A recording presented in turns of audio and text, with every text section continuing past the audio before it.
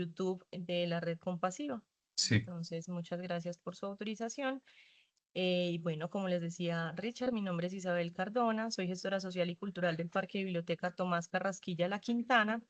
Esta actividad, Ser Cuidadores, es una actividad que se hace en articulación entre el Parque Biblioteca y la Red Compasiva. Ya tenemos bastante tiempo de estar articulándonos en torno a estos temas de interés para todas las personas que estamos en la labor de cuidar a alguien con discapacidad, a alguien con una enfermedad grave, a un adulto mayor o en este caso, por ejemplo, en el tema de adicciones.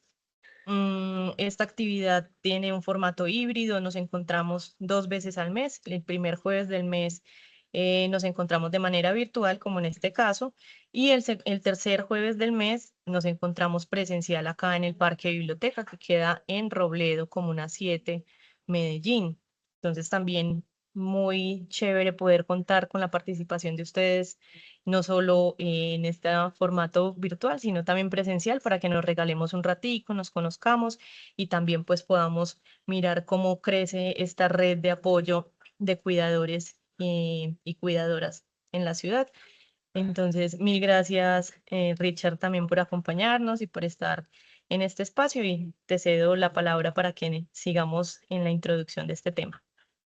Listo, profe, muchas gracias. Bueno, efectivamente, como la profe Isa nos comenta, Red Compasiva tiene diferentes estrategias, obviamente con la intención de poder abordar las diferentes naturalezas en la labor del cuidado, tanto los dependientes como los cuidadores. Esta efectivamente es una estrategia en cuanto a la formación de cuidadores, porque ya no solo es de interés para Red Compasiva, obviamente, dar espacios de charla como grupos de apoyo, muerte en conversación, talleres de ser cuidador, más que todo tiene como ese interés de traer diferentes invitados profesionales que nos acompañen, dándonos una amplia caracterización de algún tema. Efectivamente, hoy son las adicciones y sabemos que de pronto para algunas personas puede ser algo que sea disonante, pero efectivamente, si queremos conocer realmente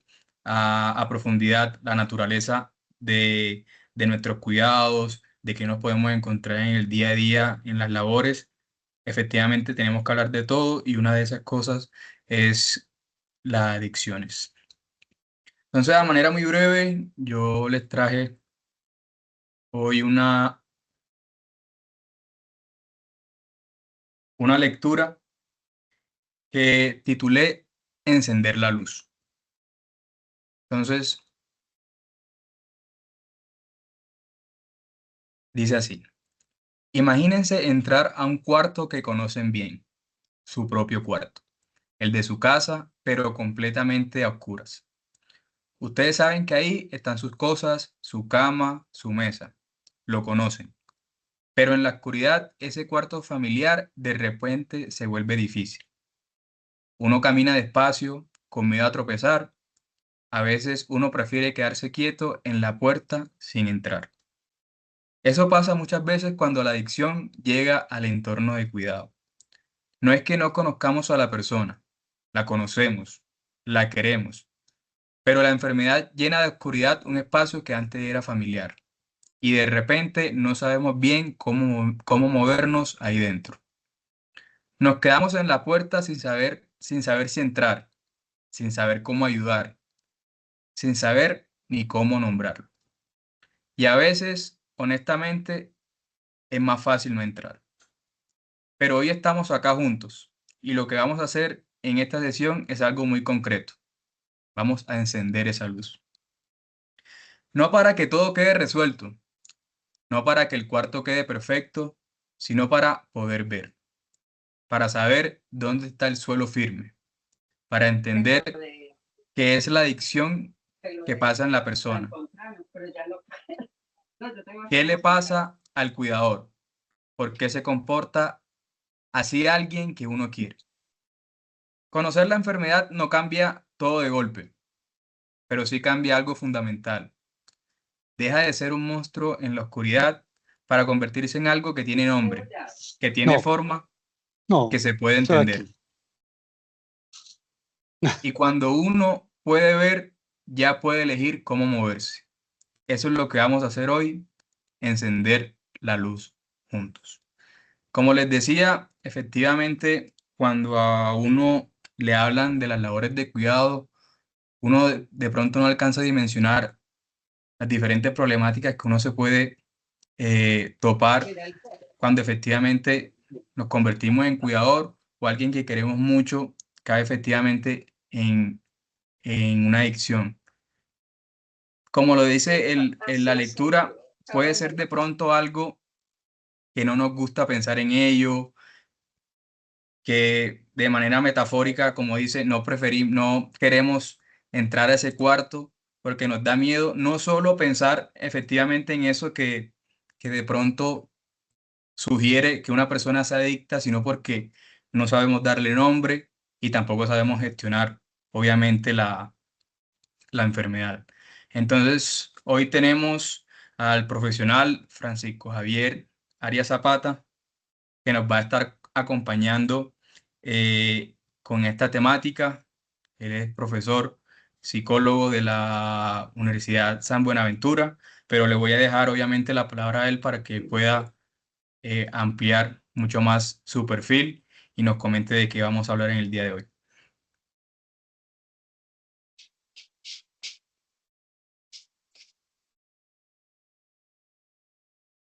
Bueno, muy buena tarde Buenas eh, tardes.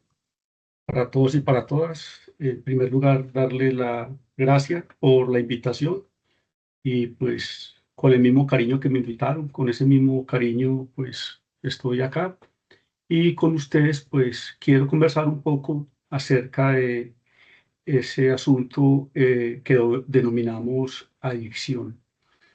Mm, Mi nombre es Francisco Javier Arias Zapata, soy psicólogo de formación. He trabajado con el tema de las adicciones cerca de 30 años. Trabajo con la Universidad de San Buenaventura. En este momento, mi cargo en la Universidad de San Buenaventura es el de docente asistencial. Es un centro que atiende personas que consultan por diferentes motivos. Uno de ellos es el de consumo de sustancias psicoactivas. Allí van estudiantes de pregrado y van estudiantes de posgrado. Una de mis tareas allí es acompañar a los estudiantes en el proceso de atención que ellos hacen. Como les decía, uno de los temas o de los motivos es el de consumo de sustancias psicoactivas. Eh, para el tema, me atreví a poner este título, dudé mucho en ponerlo y bueno, intentando acercarme un poco como a lo que yo logro entender es la misión de esta red, es sobre el tema del cuidado, ¿cierto? El cuidado de personas y personas que consumen. Inicialmente, incluso el título lo había planteado como, ¿cierto? Consumos, cuidados, ¿cierto? Poco simbólico el asunto. Al final lo dejé como sobre el cuidado, ¿cierto? De personas y consumos. A propósito de la reflexión que traía el compañero, vi unas imágenes de unas manos encadenadas y me acordé un poco, o me fui un poco al término de adicto en su base, digamos, etimológica. Mm, el tema de la adicción significa esclavitud y la esclavitud plantea una, digamos, unión muy fuerte, ¿cierto? A un sujeto, a una persona que está encadenado a la sustancia. Y ahí el término adicción depende, no es capaz o se le hace muy difícil vivir sin el consumo de sustancias. Entonces, desde el punto de vista histórico y etimológico, hay una dimensión allí puesta en la lógica de la esclavitud, en relación a las drogas. En su base lingüística, adictos tiene otra connotación que es muy interesante. A es un prefijo que significa negación y dictus es la palabra. Entonces, finalmente, desde el punto de vista lingüístico, lo que se le niega al adicto es la palabra. Es decir, ¿quién le cree a una persona adicta? ¿Cierto? Ha mentido, ha robado, ha hecho mil cosas. Entonces, creerle es muy difícil. Entonces, una de las cosas que pierde el adicto es la palabra. Y ahí, digamos, hay un elemento que tiene que ver con el tema también desde el punto de vista etimológico la palabra adictos. Por un lado, esclavitud y por otro lado, negación de la palabra. Nadie le cree, ninguno quiere hablar, todo el mundo quiere excluirlo. Primer asunto que se me ocurre a partir de la reflexión que trae el compañero. Bien, no arranco de entrada con el término adictos, sino de consumos. Listo. Si quieres pasamos a las primeras diapositivas. Básicamente asociado a que una propuesta que les tengo es, desde el punto de vista del cuidado, ¿cierto? Tener mucho cuidado con el tema de marcar de entrada el concepto de adicción, ¿cierto? Es decir, la persona no es adicta a la entrada. Perdón, ¿me escuchan bien? Sí, bro. Sí, sí, señor. Sí, estamos doctor. escuchando bien.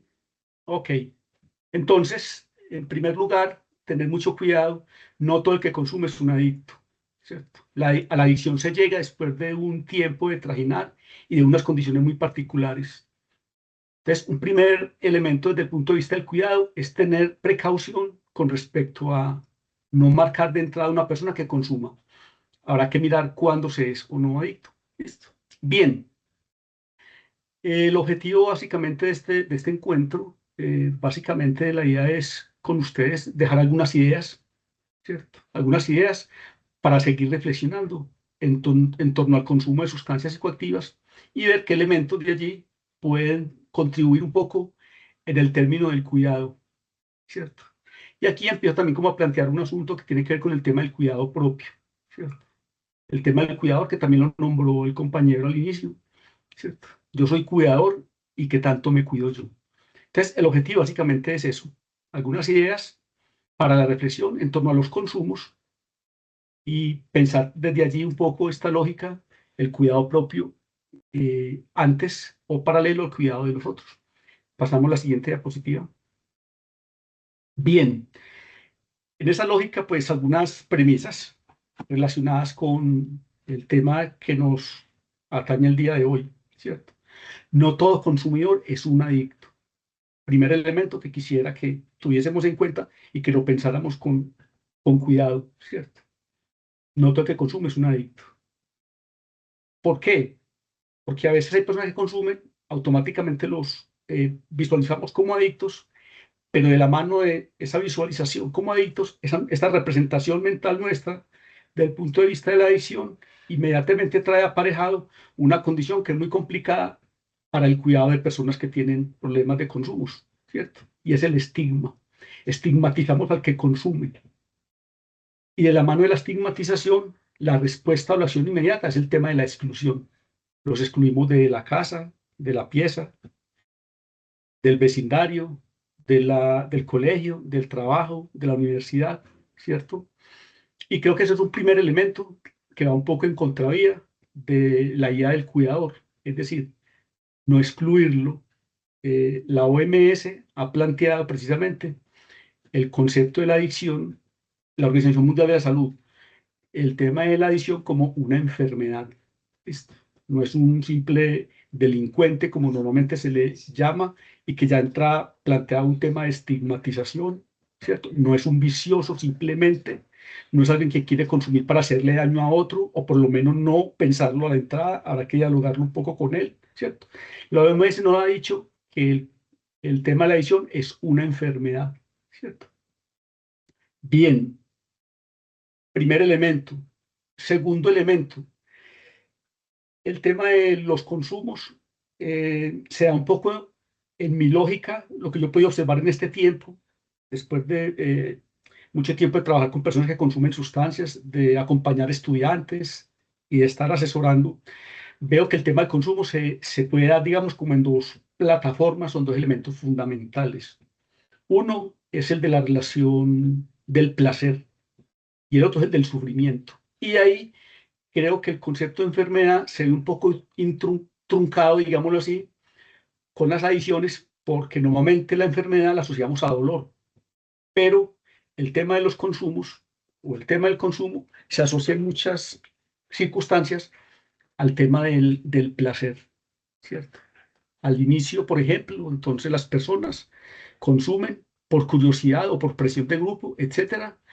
Es decir, alguien le da mucho temor a hablar en público, se toma 2 o 3 copas de vino, 2 o 3 aguardientes, y una vez lo hace, él se relaja, como si se abriesen las compuertas de los controles y la censura se pierde, no hay miedo y entonces puede hablar en público. Recuerdo, estando yo joven, eh, mientras estudiaba, terminando bachillerato, trabajaba en una cafetería al frente de la Universidad de Antioquia y allí pasaban en esa cafetería algunos músicos que iban a hacer algunas presentaciones y mucho antes se tomaban, no sé, una botella, botella y media, entre 4 de aguardiente antes de ir a una sesión de tocar. Hablaba yo con uno de ellos y uno de ellos me decía, es que yo de todas maneras, cuando me topo ya 3, 4 aguardienticos, yo ya me relajo mucho y ya el susto se me acaba. Entonces, miremos, por ejemplo, esas condiciones un poco eh, asociadas al consumo.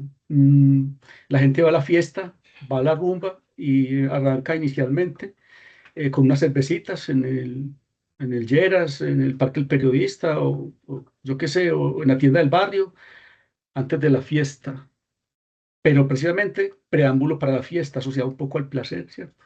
Al baile, incluso a la actividad, digamos, de la sexualidad, etcétera, etcétera. Entonces, inicialmente, en muchas ocasiones está muy asociado al placer, ¿cierto? Pero cuando ya se ha avanzado bastante en el consumo, cuando llevamos un tiempo de consumo, cuando ya la droga se va volviendo imperativa en nuestro organismo, en nuestra vida, en nuestra existencia, ya se nos va haciendo muy difícil, es decir, ya nos vamos encadenando, como la metáfora de la reflexión, nos vamos encadenando a ella y soltarnos se nos va haciendo muy difícil. Ya finalmente la sustancia en el organismo no produce placer, ¿cierto? Ya lo que se hace es para evitar el malestar, para evitar el dolor, ¿cierto? Entonces, es decir, yo creo que es una relación bidireccional, sufrimiento, placer. En un dolor de muela no hay placer, hay dolor. En un dolor de pie, en un dolor de corazón, en un dolor de cualquier parte, ¿cierto? O del alma, una pérdida, ahí es dolor. En el tema de las sustancias se juega también el tema del placer. El placer que genera el químico de la sustancia. ¿Listo? Bien, y ese placer que finalmente el cuerpo también es capaz de producir. Lo que producen las sustancias lo produce el cuerpo, lo produce el cerebro, lo produce en pequeñas dosis reguladas, ¿cierto? Cuando yo consumo sustancias, el cuerpo se vuelve, la mente se vuelve un poco perezosa, ya no produce las cantidades. Cuando yo intento dejarla, ya no me conformo con poquitas cantidades de esas sensaciones de placer que produce el mismo organismo. Entonces se hace un poco difícil. Y ahí es donde ya está la persona enganchada al consumo. Y ahí se necesitan muchos elementos para poder buscar, digamos, la salida. No es solamente un asunto de voluntad. La voluntad juega papel importante, pero se necesita ya mucha ayuda. Entonces, cuando una persona llega a ese estado, ya ahí sí podríamos estar hablando de adicción, no antes. Por lo menos lo que en la experiencia tengo, listo. Bien, otro elemento digamos, en clave de cuidado, ¿cierto? Es el tema de ser muy prudentes, ¿cierto? Y comprender bien sobre el asunto. Uno puede aprender de sustancias, puede aprender de los efectos, puede aprender de las historias de vida del otro, bien, ¿cierto? Pero hay que ser prudente porque a veces uno tiende a juzgar muy rápido sin comprender bien lo que pasa con el otro. ¿Cómo sabe uno qué es lo que pasa con el otro? En la indagatoria, en la conversación, ¿cierto? Hay una dimensión que yo en este tiempo, digamos, con la que me he quedado, no lo veo escrito en ningún lado, pero me he quedado como con esto, y es que la persona que tiene consumos desarrolla, es decir, primero ha estado estigmatizado, ha estado excluido, muy sancionado, ¿cierto? Pero entonces esa misma condición le hacen el desarrollar una habilidad fuerte en percatarse muy rápidamente frente a quién está. Y cuando uno está hablando con ellos, hay alguna dimensión, no sé si el orden de lo inconsciente, que él capta de alguna manera, capta de alguna forma, si esa conversación es o no genuina. Y eso también incluye o implica el que él vaya ajustándose y vaya, digamos, atendiendo y dejándose apoyar, por ejemplo, o generando el rechazo. En el marco de los procesos terapéuticos decimos que posiblemente eso puede afectar el tema de la herencia de los tratamientos, ¿cierto? En el caso de cualquier persona, un familiar, un amigo, un vecino, un cuidador en general, también como que logran leer cuando el otro está, digamos, atento a su problemática. Bien, planteo un poco el tema en esa comprensión y esa prudencia, ¿cierto? El primero que tiene que cuidarse es uno mismo.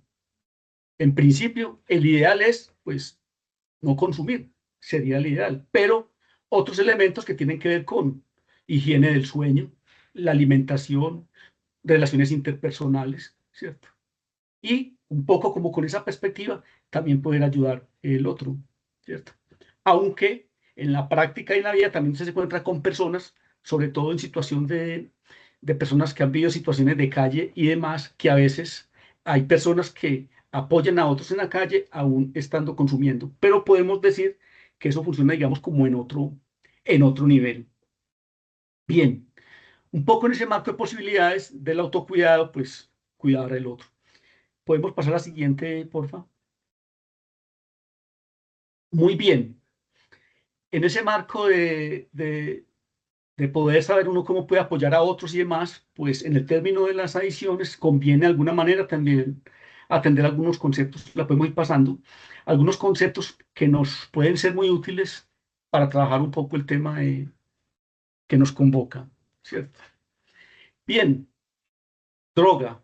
La droga, como nosotros las entendemos en el marco de las adicciones, básicamente hacen referencia a una serie de sustancias, ¿cierto? Que se pueden ingerir por cualquier vía, por vía oral, por la boca, ¿cierto? Por vía nasal, ¿cierto? Por vía inyectada, por la piel, epidérmicas, a través de los ojos, ¿cierto?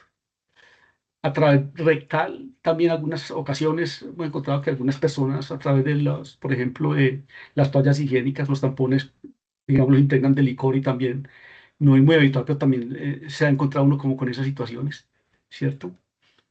Eh, en fin, muchas vías de administración, ¿cierto? Si es por vía oral, el efecto en el organismo demora un poco más, tarda un poco menos. Si es nasal, sube rápido. Si es inyectado, sube más rápido al sistema nervioso central. Entonces, la característica de estas sustancias es que actúan sobre el sistema nervioso central, ¿cierto? Y genera los efectos que nosotros llamamos psicoactivos, de relajación, de estimulación, de sensaciones, es decir, todo lo que generan las sustancias, ¿cierto? Y entonces es lo que se conoce como sustancias psicoactivas, es porque actúan directamente sobre el sistema nervioso central. Entonces, un primer término importante a trabajar en estos temas o tener en cuenta es el tema de la droga. Y desligarlo o deslindarlo de alguna manera con las sustancias que son medicamentosas. Porque aquí viene un asunto que hay que deslindar un poco con cuidado. Hay sustancias que actúan sobre el sistema nervioso central, pero el efecto es terapéutico. Y básicamente esas son las sustancias que pues le envía a uno el médico, el psiquiatra, para ayudarle a uno a manejar algunas situaciones del orden de las emociones, de las ansiedades, de los miedos, etcétera. También actúan.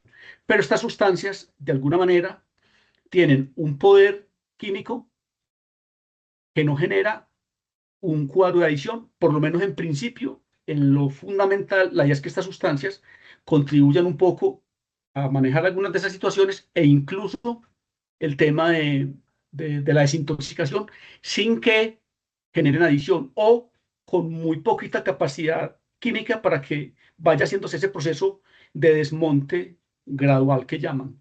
Entonces, es diferente el medicamento a la droga tal cual nosotros concebimos, ¿cierto? En este término. Cuando yo paso por una farmacia y veo la palabra droguería, yo creo que deberían cambiársele el nombre, ¿cierto? Precisamente para no entrar, digamos, como a confundir un poco el término de droguería con farmacia. Farmacia básicamente apunta un poco allí. Entonces, el primer término es el de droga, importante tenerlo en cuenta. Pasamos a la siguiente, por favor. Bien, en el origen del término, también un poco, nosotros nos atenemos a veces también al concepto de fármaco. Y fármaco significa veneno o remedio, ¿cierto? Veneno o remedio. Si ustedes, yo que he pasado por la situación también de familiares que han tenido, digamos, procesos de enfermedad paliativo, es decir, enfermedades crónicas, cáncer y demás, es decir, sin la ayuda de fármacos que tienen, por ejemplo, base opiácea, sería muy difícil que nuestros familiares pudieran soportar el dolor. Entonces ahí, por ejemplo, siendo un opiáceo, derivado pues de esta matica, amapola y demás, que son potentes analgésicos, sin esa ayuda, esa persona en ese estado no podría soportar el dolor. Y esa sustancia tiene químicamente un potencial fuerte de generar adicción, pero necesitamos, y en ese caso es utilizado como una medicación, ¿cierto? Hay una serie de medicamentos, ¿cierto? Para la tos, que tienen base, digamos, de cocaína, por ejemplo, de la plantica esa de donde se extrae también lo que nosotros conocemos como perico, clorhidrato de cocaína o la parte más impura que es el bazuco. Entonces, es decir, traen efectos que son anestésicos, ¿cierto? Pero también tienen poderes psicoactivos, entonces, pero en ciertos casos, esas sustancias también han auxiliado a la medicina con cierto tipo de pacientes que no podían soportar el dolor de otra manera. Pero ahí se atiende un poco al tema del uso, ¿cierto? Entonces ahí son un remedio necesario, ¿cierto? Diferente al chico que a esta hora está programándose para salir a comprar una dosis para podérsela inyectar y sentir unas sensaciones, ¿cierto? Que algunos lo reportan y algunos de ellos lo reportan casi que como que es una experiencia sexual, pero con un nivel de satisfacción o con un nivel de placer elevado a la N potencia, ¿cierto? Entonces, el tema del placer ahí también unido al tema de la sexualidad. Bien, entonces no es lo mismo si yo salgo todos los fines de semana a sentarme a una cantina, a tomarme no sé cuántas botellas de ron o de whisky o de cerveza, ¿cierto? A una persona, por ejemplo, que pues se lo ha tomado por ahí de vez en cuando una cervecita para la sed. Entonces, también como para decir que muchas veces uno pone el problema en el objeto, que es la sustancia, pero a veces no es ni siquiera la sustancia. La sustancia puede ser utilizada con diferentes fines. La pregunta es, ¿cómo me aproximo yo a la sustancia? Entonces, no es la sustancia en sí sola, es la manera como yo me aproximo a la sustancia, ¿cierto? ¿Y cuál es el sentido del uso de la sustancia? ¿Es terapéutico? ¿Es recreativo? ¿Cierto? ¿Es una ayuda que me manda el médico psiquiatra? ¿Es una decisión que yo tomé para intentar soportar los vacíos existenciales y demás? Bien, fármaco entonces puede ser veneno o remedio, otro elemento que me parece importante tener en cuenta. Bien, vamos caminando un poco el tema de los consumos hacia la adicción, ¿cierto? Otro elemento que hay que tener en cuenta para uno valorar un poco también hasta dónde y cuándo realmente hay una adicción. Hablamos de un término que se llama tolerancia. La tolerancia no es nada más ni nada menos que es la capacidad que tiene el organismo de adaptarse a la sustancia. De tal suerte que, primero yo para sentir un poco los efectos de una copita de vino, tendría que haberme tomado, no sé, con una copa tenía. Después, para sentir los mismos efectos, tenía que haberme tomado dos. Después, para sentir los mismos efectos, tenía que haberme tomado media botella. Entonces, ¿a qué se refiere eso?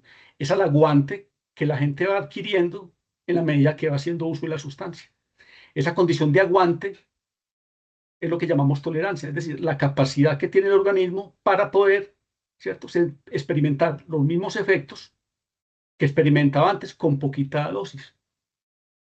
Es lo que llamamos tolerancia, el aguante o la adaptación del sujeto y de la droga, el uno con el otro. ¿Listo? Bien, otro término importante a considerar acá tiene que ver con el tema del craving, ¿cierto?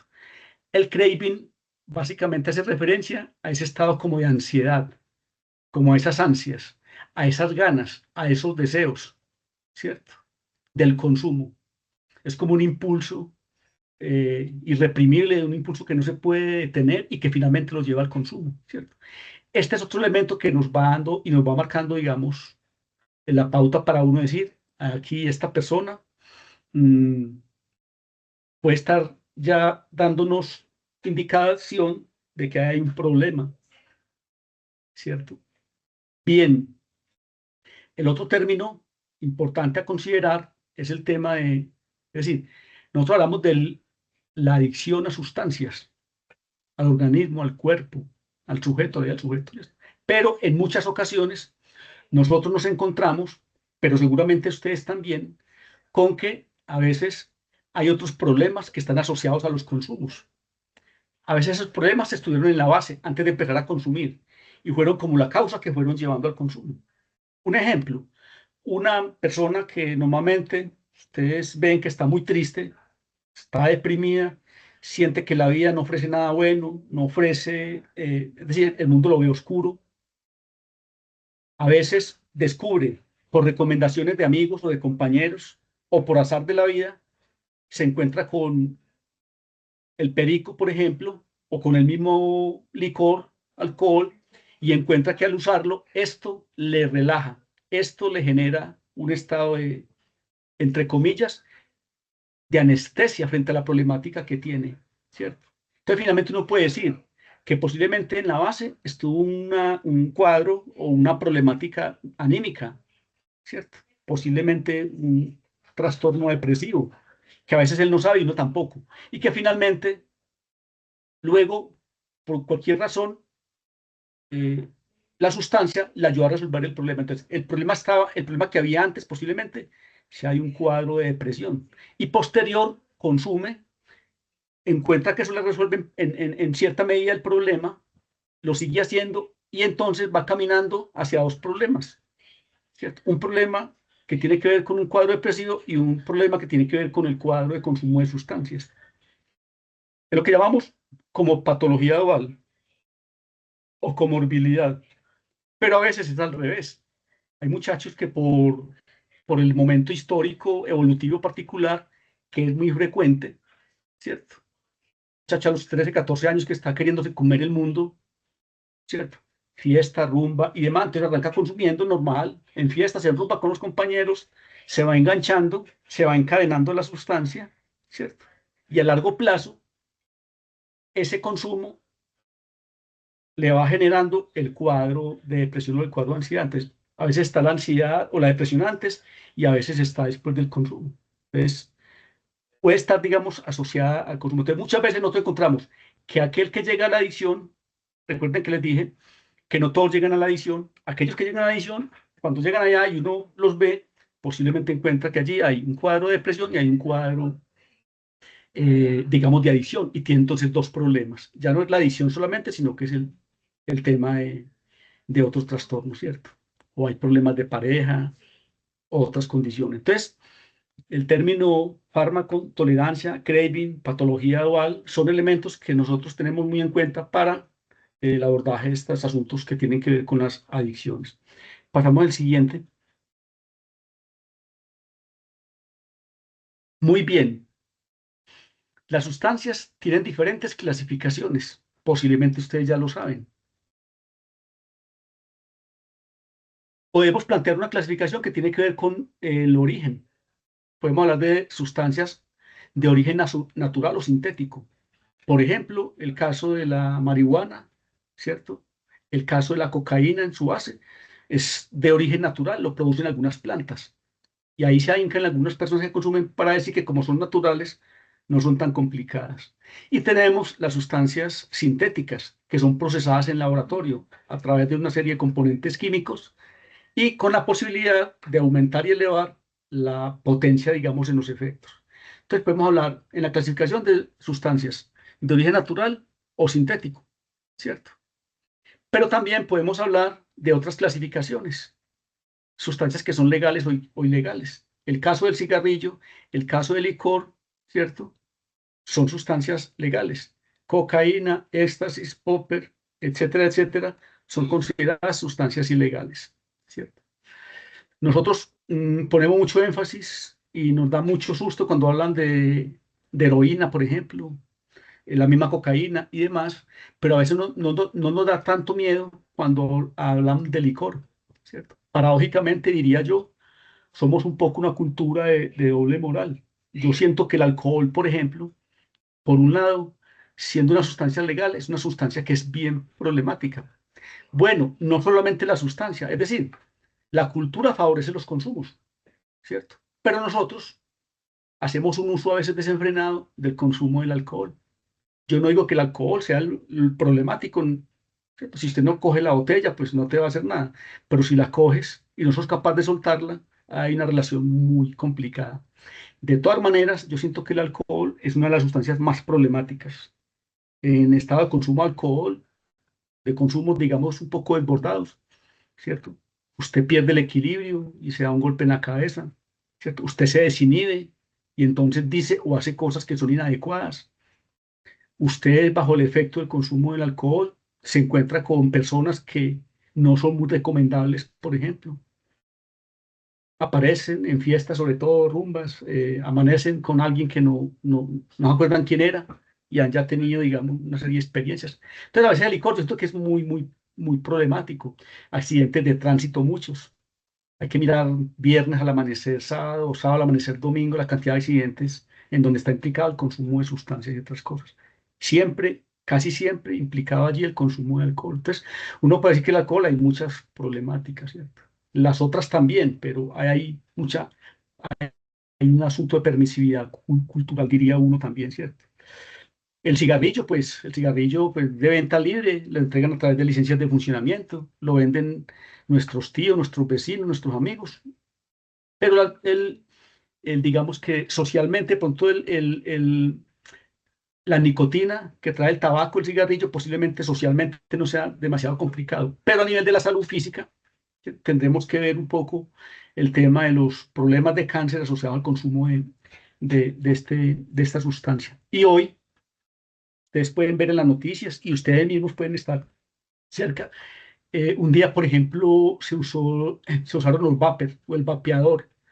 Se usó con la idea de que era una forma de ir dejando el consumo del cigarrillo, ¿cierto? Pero, sorpresa con la que nos encontramos hoy, y es que finalmente el vapor se está convirtiendo en otro problema, porque primero, pues tiene base nicotínica. Segundo, tiene aerosoles, saborizantes, las mismas boquillas están generando van a generar un poco de problema. Que día iba a una conferencia y uno de los expositores planteaba sobre la cantidad de problemas que iríamos a tener. Es decir, tenemos muchachos hoy de 15 años, ¿cierto? De 15 años. En 35 años vamos a tener muchos problemas de orden pulmonar asociados, por ejemplo, al consumo de cigarrillos. Entonces, no podría decir que el alcohol y el tabaco son problemas son sustancias que, siendo legales, generan también un poco de dificultades en usos, digamos, no adecuados. Pero pues, lo vende la fábrica de licores de Antioquia y es una empresa próspera, ahí trabaja mucha gente, se paga la salud, se paga la educación. Entonces, es un tema muy complejo de tratar, pero bueno, creo que también hay que revisarlo. Bueno, y tenemos las sustancias a la cual clasificamos por su naturaleza, ¿cierto? Sustancias químicas que son las que clasificamos por los efectos y que son los que nosotros tenemos en cuenta y el que le invitamos a ustedes, digamos, tener en cuenta en el marco un poco de este acercamiento a la problemática, ¿cierto? Ahorita les decía que la Organización Mundial de la Salud había planteado el tema de las adicciones como una enfermedad, ¿cierto? Y se ha planteado como una enfermedad crónica. Es decir, posiblemente las aspiraciones que todos tenemos cuando trabajamos con alguien que tenga temas de adicción es que nunca más vuelva a hacerlo. Y hay que trabajar en esa lógica. Pero nos vamos a encontrar con que muchas personas lo vuelven a hacer. Entonces, casi que en el tema yo miraba un poquitico ayer que miraba la página de esta red y veía que el tema del cuidado paliativo, finalmente el cuidado paliativo que es un acompañamiento a alguien que posiblemente, ¿cierto? En situaciones que no van a cambiar mucho. En esto hay mucho dolor al final y posiblemente no hay, digamos, como una suspensión en un porcentaje tan alto del no consumo. La gente retorna nuevamente al consumo. Que ella hablaba con un médico y les ponía esa situación y me decía, hombre, pero ¿cuál es la preocupación de ustedes? ¿Cuál es la OA? Es decir, el tema de las adicciones es como la diabetes, es como el problema coronario, el daño. Es decir, son de cuidado y de mantenimiento. De todas maneras, creo que hay que siempre apostarle al no consumo y de entrada uno sí encuentra muchas personas que no lo vuelven a hacer, aunque hay otras que sí lo vuelven a hacer. Entonces, tenemos la clasificación por el origen, naturales o sintéticas, legales o ilegales, o por la naturaleza química, básicamente los efectos químicos de la sustancia. Bien, y un tema al que no le hemos trabajado pues tanto, o digamos las políticas no han trabajado poco tanto, es a lo que hoy asistimos, a lo que hemos denominado adiciones comportamentales, que se le ha denominado también adiciones no químicas. Algunos expertos sugieren que le llamemos más bien adiciones comportamentales. Y ahí tenemos el problema del juego. Tenemos el tema de la tecnología, el sexo. Y de la mano de la tecnología, el sexo. Las personas que van a los casinos y juegan, ¿cierto? Que entre otras cosas, yo nunca he visto un nombre también puesto a un negocio como el de casino, ¿cierto? Casi, si usted lo divide, es casi no, casi no. Te ponen a ganar al principio, eso funciona con algoritmos, pero después pierdes, después te ponen a ganar otro poquito, después vuelve y pierde. Finalmente la empresa nunca va a perder, eso tiene unos algoritmos, pero de la misma manera que la sustancia química te genera una condición de placer interno, ¿cierto? La esperanza de ganar, el tema de acumular puntos y eso se convierte en dinero, va exacerbando esa capacidad, digamos, compulsiva que tiene el ser humano y finalmente terminas enganchado. Entonces, al final terminas igual de adicto al juego que a una sustancia. Entonces, el casino es creo que el negocio más honesto, digo yo, porque le dicen a uno a la entrada, casi no, y uno sigue entrando, ¿cierto? Las tecnologías, es decir, nos pasamos a veces en estas herramientas, ¿cierto? El celular, los computadores, es decir, a veces nos quedamos horas enteras, casi que lo que uno invierte trabajando, lo invierte después también en estos aparatos, 8 horas, viendo pasar imágenes, viendo pasar noticias, y casi que se vuelve un asunto también ahí como que casi que gratificante. Y por allá hay unos estudiosos que han presentado algunos trabajos sobre eso. Bien, ¿qué se juega en este tema de las adicciones? Yo les decía ahorita que es una tensión entre el placer y el sufrimiento, ¿cierto? De la mano del placer está la sexualidad. En el fondo hay un asunto de placer que une con el tema también como de la sexualidad. Y de la mano de estos aparatos, pues, es decir, hay mucha oferta en ese sentido, ¿cierto? A nivel de la sexualidad tenemos también adiciones al sexo, por ejemplo. Podemos pasar a la siguiente. Bien, en ese marco de la clasificación en la que nos movemos quienes trabajamos en el sector social, en el sector salud y demás, clasificamos las sustancias por los efectos sobre el sistema nervioso central. Entonces hablamos de sustancias que son depresoras del sistema nervioso central, sustancias que son estimulantes, sustancias que son alucinógenas, o hay una clasificación que llaman sustancias mixtas. Perdón, si alguno tiene alguna pregunta o algún comentario, no tiene que esperar hasta el final, lo podemos ir haciendo. Y si no, voy avanzando. Y si no, dejamos para el final y conversamos un poquito. Bien, las depresoras en el sentido estricto, allí tenemos el alcohol, tenemos la heroína, los opioides, ¿cierto? ¿Por qué depresores? Es porque van como desconectando el sistema nervioso central. Al principio parece ser que fuera un estimulante. ¿Por qué? Cuando yo tomo, me pongo alegre, hablo, converso, me río, soy el agente de la fiesta. Pero al poquito tiempo, y a eso es lo que se refiere el depresor, al poquito tiempo mi marcha es irregular, mi lenguaje es lento, la lengua es pesada, el ojo es pequeñito, uno enlentece, es decir, psíquicamente usted empieza a enlentecerse. A eso es a lo que se refiere el tema de los depresores del sistema nervioso central, es decir, va desconectando un poco, va apagando el cerebro de alguna forma. Al principio lo activa, pero al principio después lo que hace es deprimirlo. Bien, el alcohol es un depresor del sistema nervioso central, lo mismo que la heroína, ¿cierto? Algunos medicamentos de corte benzodiazepínico, bueno, etcétera. Los estimulantes, ¿cierto? La cocaína, la nicotina, la cafeína, aceleran el sistema nervioso central, ¿cierto?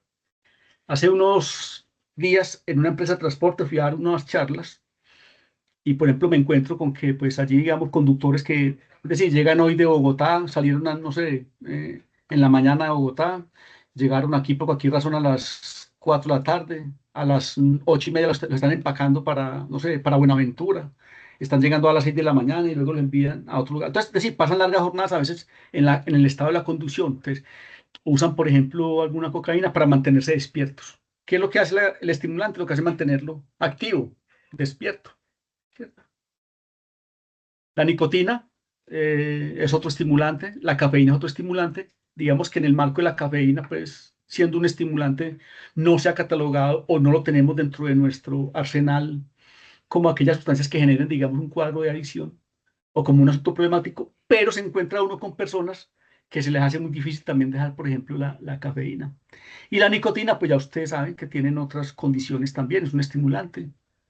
A veces la gente lo utiliza como con ciertos sentidos para la rumba, para socializar, estamos en grupo y conversamos, pues también son activadores. Como les digo, la nicotina y la cafeína no generan los problemas sociales, en principio, sí mucho problema orgánico. De pronto la cocaína sí genera otros efectos psíquicos diferentes, ¿cierto? Es decir, hasta el punto que la persona siente un poco que lo están persiguiendo, que se la están montando, es decir, va desarrollando, digamos, como cuadros alucinatorios, sentimientos de que los persiguen o los dañan, etcétera. Y tenemos otro grupo de las sustancias que llamamos alucinógenas. Básicamente ahí tenemos, es decir, podemos tener sustancias como el LSD, el peyote, sustancias que generan básicamente estados visionarios. El LSD, bueno, la cannabis es considerada una sustancia mixta, porque no es depresora, no es estimulante, en el sentido estricto tampoco es un alucinógeno, pero tiene la propiedad de, es como camaleónica, como que puede generar estados de depresión, como de relajamiento, pero también puede como poner una cuestión, digamos, como visionaria, y en ciertas personas puede despertar, digamos, un cuadro, digamos, psicótico, es decir, como que la gente alucina. Recuerdo una vez, tenía un muchacho, era deportista, estaba un poco ya a portas digamos, estaba siendo promocionado para las inferiores de uno de los equipos grandes del departamento, pero consumía marihuana. Y en ese momento, no sé, fue aumentando y un día cualquiera ya estaba alucinando. Yo no puedo decir que en ese muchacho la marihuana le generó el cuadro de locura, el cuadro de alucinaciones, no. Pero lo que sí puedo decir es que posiblemente los antecedentes que tenía por línea familiar y demás, lo que hizo es que consumió marihuana sin ser un alucinógeno, lo que hizo fue como despertarle o dispararle el cuadro. Es decir, lo que hizo fue desatarle un problema que tenía ahí guardadito, que si posiblemente no hubiese consumido, no se lo hubiera desatado. Pero eso no le pasa a todos, esto le pasa a algunos. Bien, tenemos dentro de las mixtas pues también digamos, el éxtasis, la misma marihuana como sustancias mixtas. Pasamos a la siguiente.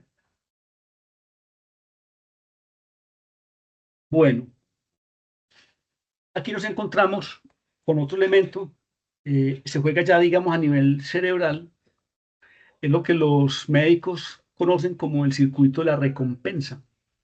Finalmente el cerebro funciona como una red eléctrica, de alguna manera, ¿cierto? Haga de cuenta una casa con un montón de cables, nuestra cabeza es por dentro con un montón de cables, por ahí que circula energía, ¿cierto?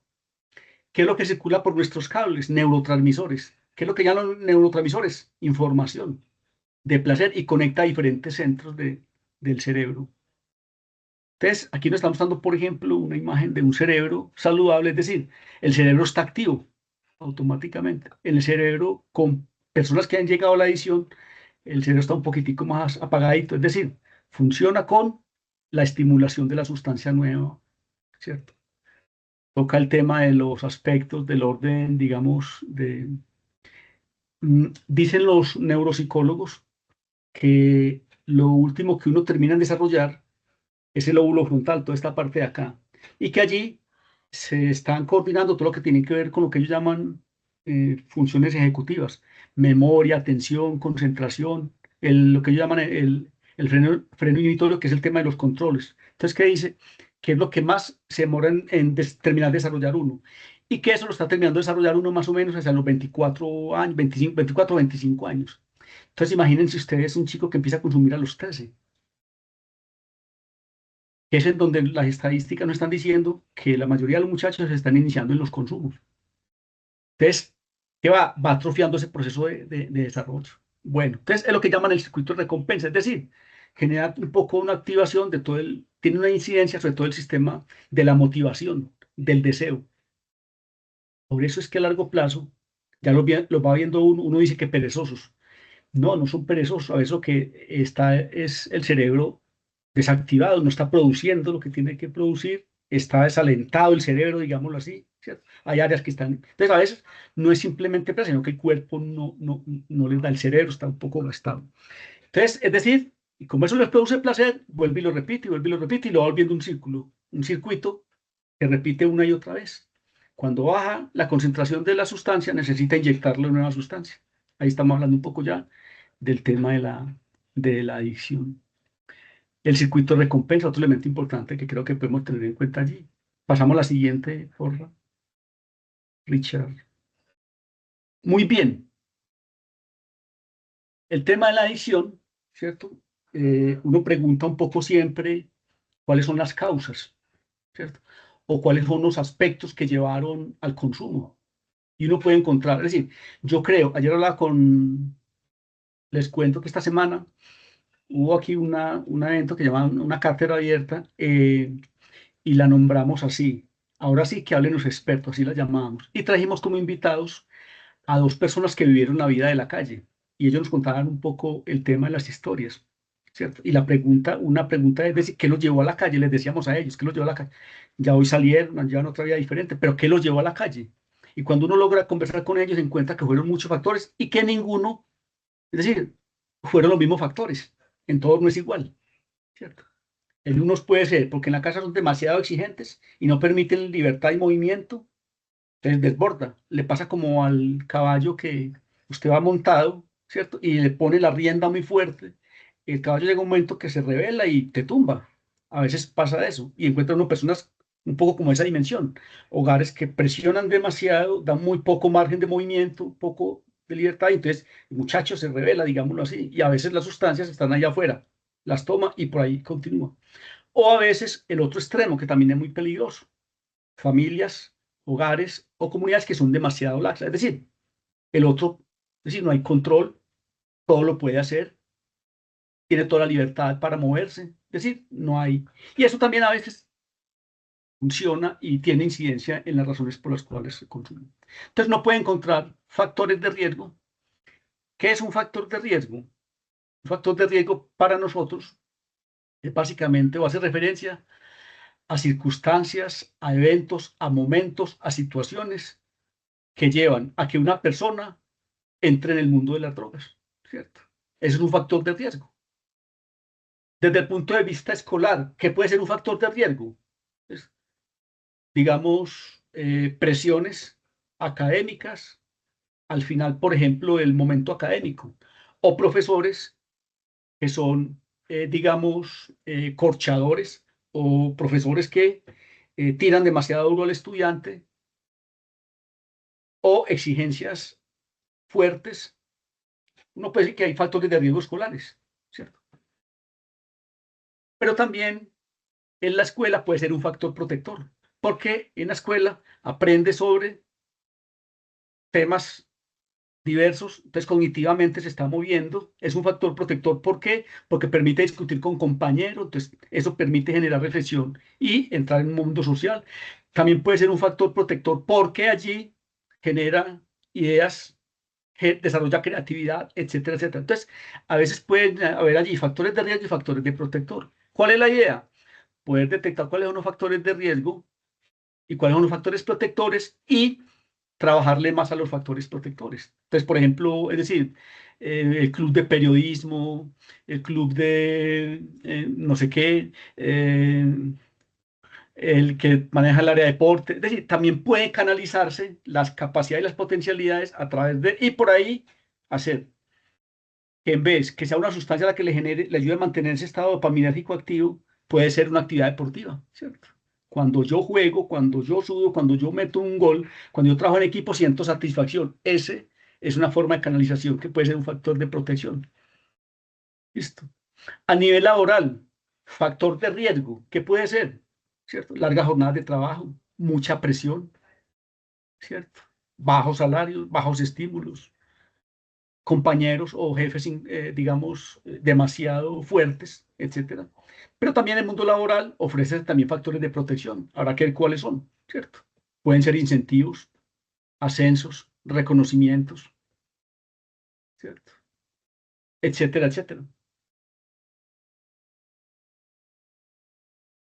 El mundo individual, bueno, eso lo voy a dejar para lo último. A nivel familiar, aquí repetí el académico escolar, el familiar básicamente es lo mismo, es decir, familias de consumidores de sustancias psicoactivas, por ejemplo, aumenta la probabilidad de que miembros de la familia consuman sustancias psicoactivas. Entonces, allí puede haber un factor de riesgo. ¿Qué es otro factor de riesgo? Padres, por ejemplo, que son demasiado castigadores o punitivos, puede ser un factor de riesgo. A veces, padres que son demasiado lazos, en el sentido de que, pues, el otro puede hacer lo que quiera y no hay control, no hay límites. Ese puede ser también otro factor de riesgo. Como decían las abuelas, ¿cierto? Ni tan lejos que no alumbre el santo, ni tan cerca que no lo alumbre. Es decir, un amor exigente es un factor de protección, por ejemplo. Afecto, pero con un poco de límites y de cuidados. Es decir, y a más temprana edad, pensaditos, trabajados, van desarrollando una persona que está desarrollándose normal. Entonces, a nivel familiar, enfermedades, ¿cierto? Muerte de seres queridos se convierten en factores de riesgo. Hay gente que no soporta el dolor de la partida de un ser querido. Todos pasamos por situaciones muy difíciles, ¿cierto? Dificultades entre hermanos, entre familiares, pérdidas, temas de herencias, otras montón de cosas se convierten en factores de riesgo. Pero también pueden haber allí muchos factores de protección, ¿cierto? La comunicación, compartir en familia, salir, lazos de amistad, compromisos, salidas, paseos, cocinar en conjunto, etcétera, etcétera, pueden ser factores de protección, ¿cierto? A nivel comunitario, por ejemplo, entonces las acciones que generan, valga la redundancia, los grupos de acción comunal, ¿cierto? Los grupos de, no sé, grupos artísticos, grupos culturales, eh, etcétera, etcétera. Pueden haber muchos otros factores que ustedes pueden conocer un poco más que yo, ¿cierto? Bien. Y a nivel individual, uno puede encontrar también muchos otros elementos, ¿cierto? En lo individual uno puede plantear asuntos del orden de, casi que uno puede ponerlo como en tres planos, ¿cierto? Factores, digamos, físicos, factores, uno puede colocar factores emocionales o psicológicos y uno puede colocar factores, digamos, de relaciones. E incluso hay uno que a veces no lo trabajamos tanto y es lo que uno puede llamar espiritualidad o trascendencia. Entonces, desde el punto de vista físico, por ejemplo, en la adolescencia es muy frecuente el acné, por ejemplo, el acné, los cambios físicos. El chico se empieza a ver un poco como raro, como que la nariz le creció más, como que estos barritos me tienen preocupado, entonces eso genera un poco impacto en la autoestima. Que a nivel físico hay cambios del cuerpo, las manos se le alargan mucho, las caderas se anchan mucho en las chicas, entonces empiezan a ver su cuerpo diferente y es un requebrajo. La adolescencia es un tema complejo. Entonces, ahí, por ejemplo, esos cambios pueden generar un malestar. Si no se saben gestionar bien, de pronto pueden ser un factor de riesgo para muchas otras cosas, dentro de ellas el consumo de sustancias, desde el punto de vista, digamos, físico. Los cambios del cuerpo o una cirugía o una fractura, etcétera. La semana pasada hablaba con una chica, su papá es muy joven, estaba bien proyectado, digamos, en el mundo, en su trabajo sufrió un accidente, tocó quedarse, digamos, en silla de ruedas, es muy joven. Entonces, por ejemplo, esas circunstancias gastan mucho a las personas y a veces el tema del consumo es como el refugio, ¿cierto? Su madre no soportó el dolor y decidió no vivir más.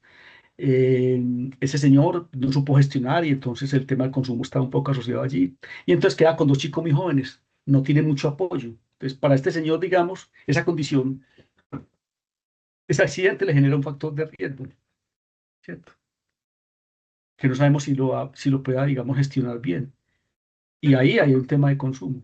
Pero también uno empieza a ver que puede haber un problema muy fuerte también de factor de riesgo, es para los chicos. Una chica de 17 años que casi que entonces le toca ser cuidadora del papá, cuidadora del niño, del hermanito. Entonces finalmente también la vida se pone un poco difícil, ¿cierto?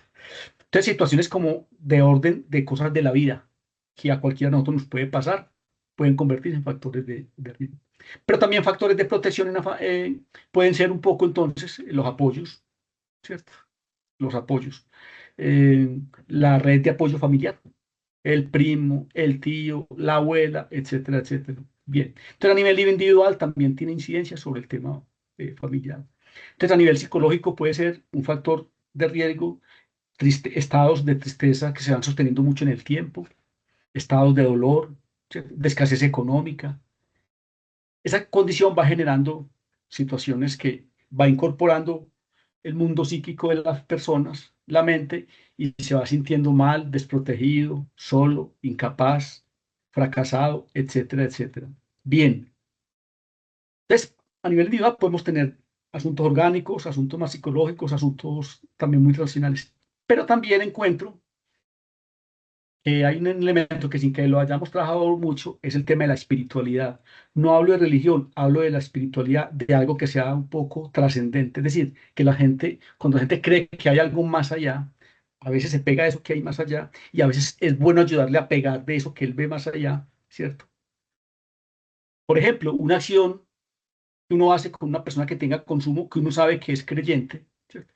Entonces, averiguar, ¿cierto? Hay centros que trabajan bajo la lógica de la teoterapia, es decir, amparados un poco en la palabra de Dios, algunas personas se pegan de eso y eso les va ayudando a trascender un poco la parte de la problemática. Entonces, el tema de la espiritualidad es un tema bastante importante dentro del punto de vista, digamos, de lo individual. No tenerlo o no tener una idea de algo trascendente también puede ser un factor de riesgo, es decir, como que a mí no me ata nada, el mundo no pierde sentido, ¿qué sentido tiene vivir? Entonces, es decir, el tema de lo espiritual juega también como papel importante. Bueno, entonces, un factor de riesgo es aquello que puede llevar a que un evento suceda, ¿cierto? El chico no consume sustancias psicoactivas. ¿Cuál es la idea? Acompañarlo en la conversación, en lo que haya, en las salidas, a que no consuma. La aspiración es a que no consuma, ¿cierto? Ah, pero el chico ya sabemos que consume, o la persona ya sabemos que consume. La idea es entonces el acompañamiento va dirigido a que reduzca el consumo, que no vuelva a consumir y que no escale a sustancias nuevas, ¿cierto? Ah, que nos encontramos con personas que ya consumen, que les hace falta y que tiene problemas. Entonces, el asunto es acompañarlo hacia la lógica de generarle posibilidades de alternativas diferentes, enrutarlos hacia un posible centro de atención o a caminarlos a grupos, por ejemplo, donde pueda conversar sobre el tema. Veo, por ejemplo, que en la ciudad y en el mundo en general hay mucha oferta de centros de atención, por ejemplo, para personas que tienen consumo de sustancias. Hay comunidades terapéuticas. En el 2021 hacíamos un trabajo de investigación y encontrábamos alrededor de, es decir, mm, como 25 centros que estaban como habilitados, siguiendo la lógica del sistema de salud, cumpliendo todos los parámetros, habían como 25 centros habilitados, pero habían alrededor de 83, 84 centros que no están habilitados, pero que prestan servicios de atención, ¿cierto? Muchos de ellos son comunidades terapéuticas que funcionan en diferentes regiones. Uno mira, por ejemplo, para el sur y uno encuentra, por ejemplo, que yo conozca, por ejemplo, Cardinal, por ejemplo, atiende personas creo que está por el lado de la Estrella. Cuando uno mira para Oriente, entonces uno ve por allá un centro que se llama Santos Ángeles, está por allá un centro que trabaja con el sistema de salud, médico algo preventivo, no sé. Por ahí un centro que se llama Oasis. Esta semana estuve en una comunidad terapéutica que se llama Oasis, bajo perspectivas humanistas. Me pareció muy bonito el modelo. Si uno mira para Copacabana, Girardota, por ahí encuentra otros centros. Hay un centro yendo a Zaragoza que se llama Brújula, por ejemplo. Si es bueno, más aquí cercano, tenemos, por ejemplo, Hogares Claret, que ha sido, digamos, pionero en el trabajo con adicciones desde el punto de vista de lo terapéutico, de la comunidad terapéutica, ¿cierto? Y ya más sistema de salud, por ejemplo, tenemos aquí tenemos, tenemos a Medellín, tenemos a Sameín, tenemos a Carisma, el Hospital Mental, por ejemplo, que son centros que son del sistema de salud, son del Estado y prestan, digamos, servicios un poco más sobre lo que tiene, ellos atienden más la patología dual, es decir, cuando hay problema de sustancias y cuando hay problema, otro trastorno asociado, ¿cierto? Otras comunidades trabajan más la parte, digamos, comportamental, personas que tienen problemas de normas, que tienen problemas con el control de los impulsos, que son muy agresivos, de pronto otro centro vive mucho. Entonces, a veces dirigir a una persona de estas a que busque un centro de estos, a veces esa es la labor del acompañamiento, por ejemplo, y que es efectivo, ¿cierto? Ahorita al final le muestro pues las líneas a las que uno podría, digamos, consultar. Entonces, decir, un factor de riesgo es todo aquello que puede llevar a que la persona consuma. Entonces, si no consume, que no consuma. Si ya consumió, que merme o que lo deje.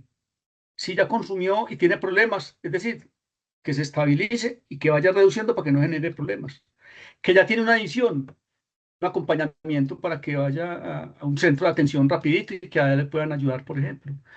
Hay en la ciudad otro modelo que, es decir, y está en el mundo. Creo que en Antioquia nosotros alcanzamos a rastrear en el 2021 alrededor como de 200 centros de alcohólicos y narcóticos anónimos que funcionan al lado de una iglesia de grupos de apoyo. Eso también funciona para algunas personas. Y dirigir a una persona que tiene un problema de consumo allí, si a él le gusta, si quiere, o motivarlo para que vaya, estos centros son gratuitos, no cobran, están abiertos siempre y han ayudado a muchas personas. No a todo el mundo les sirve, pero a muchos les ha funcionado y siguen yendo, ¿cierto? Entonces, grupos de alcohólicos anónimos, comunidades terapéuticas, centros de atención en salud, ¿cierto? Bueno, entonces ahí hay bastante oferta. Y un factor de protección es todo aquello que aumenta la probabilidad de que el sujeto no vaya a ingresar al problema, de que no consuma sustancias, ¿cierto? O si consumió, que se le puede ayudar para que vaya suspendiendo o lo deje. Eso lo sabe uno conversando con las personas, conversando con los grupos, conversando con las comunidades, ¿cierto? Muy bien, podemos pasar a la siguiente. Bien, al inicio les dije, y yo arrancaba por la presentación con el tema de consumos, ¿cierto? Yo decía, no todo el que consume es un adicto, y ese es un primer elemento del que debemos cuidar desde el punto de vista, digamos, del cuidador, porque finalmente decir que alguien es adicto sin que sea adicto es ya ponerle una etiqueta, ¿cierto? Adicto. Y sabemos que la gente a un adicto lo excluye de opciones y de posibilidades. Entonces, no todo el que llega a consumir es un adicto, ¿cierto? Entonces, hay gente que usa sustancias de manera social. En una fiesta, se toman unas copas de vino, unos vuelticos, no hay problema, ¿cierto? En un cumpleaños, no hay problema. A veces en una fiesta después de final de semestre, unas copitas con unos quesos, no hay problema. Uno, experimental o social, la gente que prueba, listo. ¿Qué pasa con la experimentación en jóvenes? Ahí sí es muy complicado. No es lo mismo que experimente un señor de 35 o 40 años, ¿cierto? Que lo haga a un chico de 12 o 13 años, que todavía está en proceso de formación y que posiblemente no hayan controles o haya muchas dificultades y le dé mucha dificultad resolver el problema del consumo. Entonces, uno puede hablar de usadores de tipo experimental o social. Uno podría decir que ahí no hay un problema todavía asociado al consumo, ¿cierto? Uno puede hablar de abuso de sustancias, ¿cierto? Y en los abusos uno puede decir, es cuando el sujeto, incluso a veces sin ser adicto, tiene problemas con el consumo. Puede ser que yo no sea adicto al consumo y que tal vez nunca consuma, ¿cierto? Pero yo, es decir, me tomo 3 tragos o me fumo un porro, ¿cierto? Y me monto en una motocicleta y arranco a 120 por hora, posiblemente asociado al consumo, estoy generando un estado de velocidad que me genera un factor de riesgo y que sin ser adicto posiblemente me esté llevando a un accidente. Hace, digamos, un mes, no, 20 días, atendí a un chico, ¿cierto? Precisamente que tiene un problema de consumo, pero tiene un problema muy fuerte con la adrenalina, ¿cierto? Tiene motocicleta, anda muy fuerte, y conversamos un poco sobre los factores de riesgo asociados al tema del consumo de sustancias y la alta velocidad en la motocicleta. Pues, ¿cómo les parece que el lunes me llama a su madre que nuevamente se accidentó asociado a él? Entonces, es decir, hay situaciones muy complicadas. Se une la sustancia con la alta velocidad. De ahí que entregar las llaves, es decir, la idea es que no consuma, pero si va a consumir, decido consumir, lo mejor es que no consuma, pero si va a consumir, pues no entregue las llaves. Un accidente de tránsito sin muerte, apenas lesiones básicas, un accidente así normal puede valer, no sé, 30 millones de pesos al sistema, pero un accidente con implicación de una muerte, por ejemplo, es decir, puede costar, no sé, 120, 150 millones de pesos hacer todo el proceso. Es decir, es un tema muy fuerte para la vida, un costo emocional muy fuerte para la familia, ¿cierto? Hay una situación muy complicada asociada a estas condiciones. Y puede que no sean, el caso que yo le puse posiblemente es un caso de adicción, pero hay casos en donde uno dice, no, no hay adicción, pero abusa de la sustancia, listo. Y venimos propiamente a cuando la persona ya realmente tiene una dependencia. Es decir, hay una compulsión a la repetición. Es decir, la sustancia me hace falta, no soy capaz de vivir sin la sustancia, bailo, hablo, converso o hago mis cosas bajo el efecto de la sustancia. No disfruto si no tengo la sustancia encima. No me relaciono con otros si no tengo la sustancia encima. ¿Cierto? Cuando suspendo, es decir, cuando suspendo la sustancia, recuerden el concepto ahorita que vimos de síndrome de abstinencia, creo. Es decir, cuando yo suspendo y entonces, por ejemplo, con el licor, el que bebe al día siguiente tiene sudoración, taquicardia, nervios, poco de malestar, ¿cierto? Uno podría decir que hay un síndrome de abstinencia, es natural. Y ese es un indicador también para uno plantear un poco el tema de un primer elemento para ver si hay una dependencia.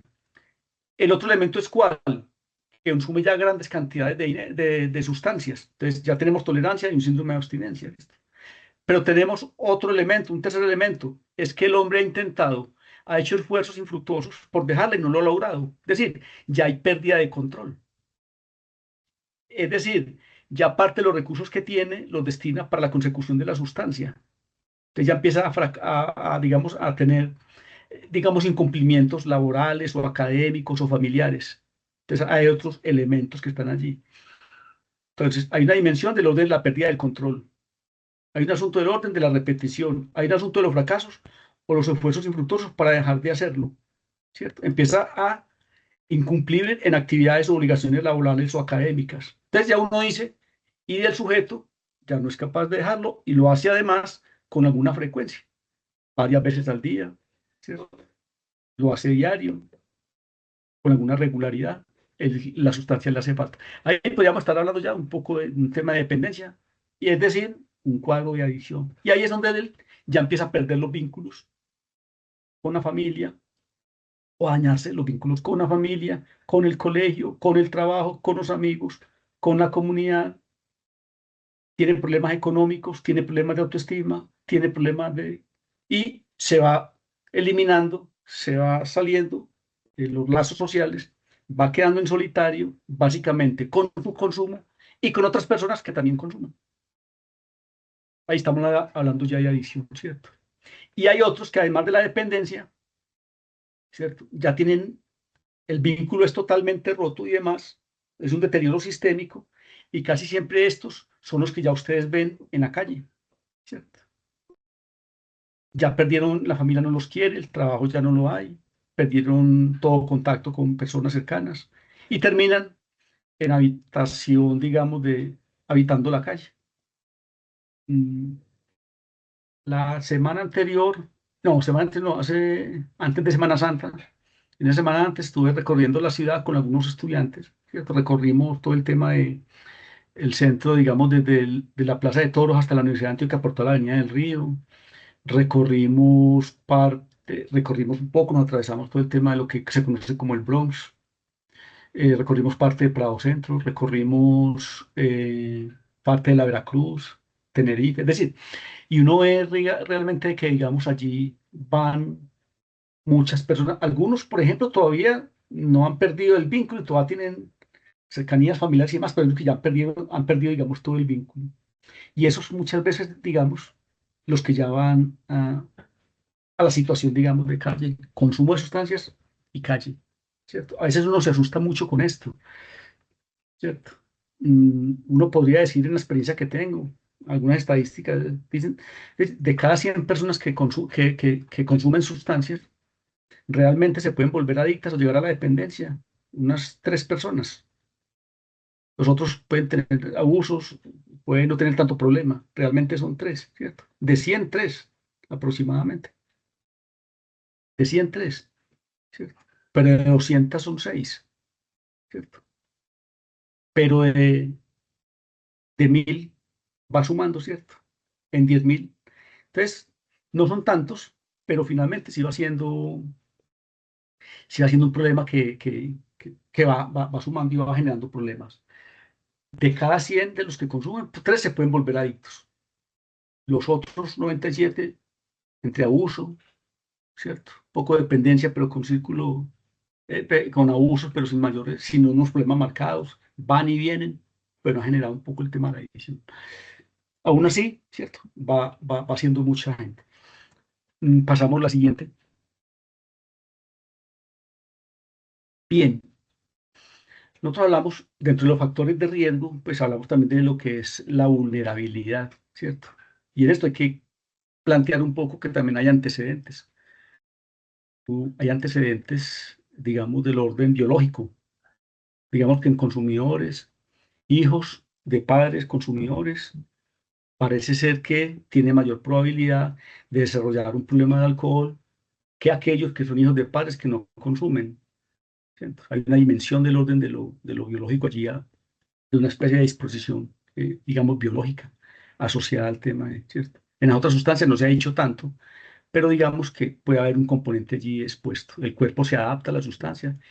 Hijos, digamos, señoras con embarazos, consumidores de sustancias psicoactivas, aumenta la probabilidad de algunas alteraciones eh, digamos, de perímetro craneal, de peso, ¿cierto? Y casi que el niño, digamos, en el fondo también consume.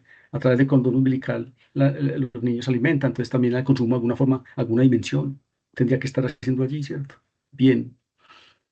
Eso desde el punto de vista de lo genético. Desde el punto de vista del entorno, digamos, las condiciones de violencia intrafamiliar, ¿cierto?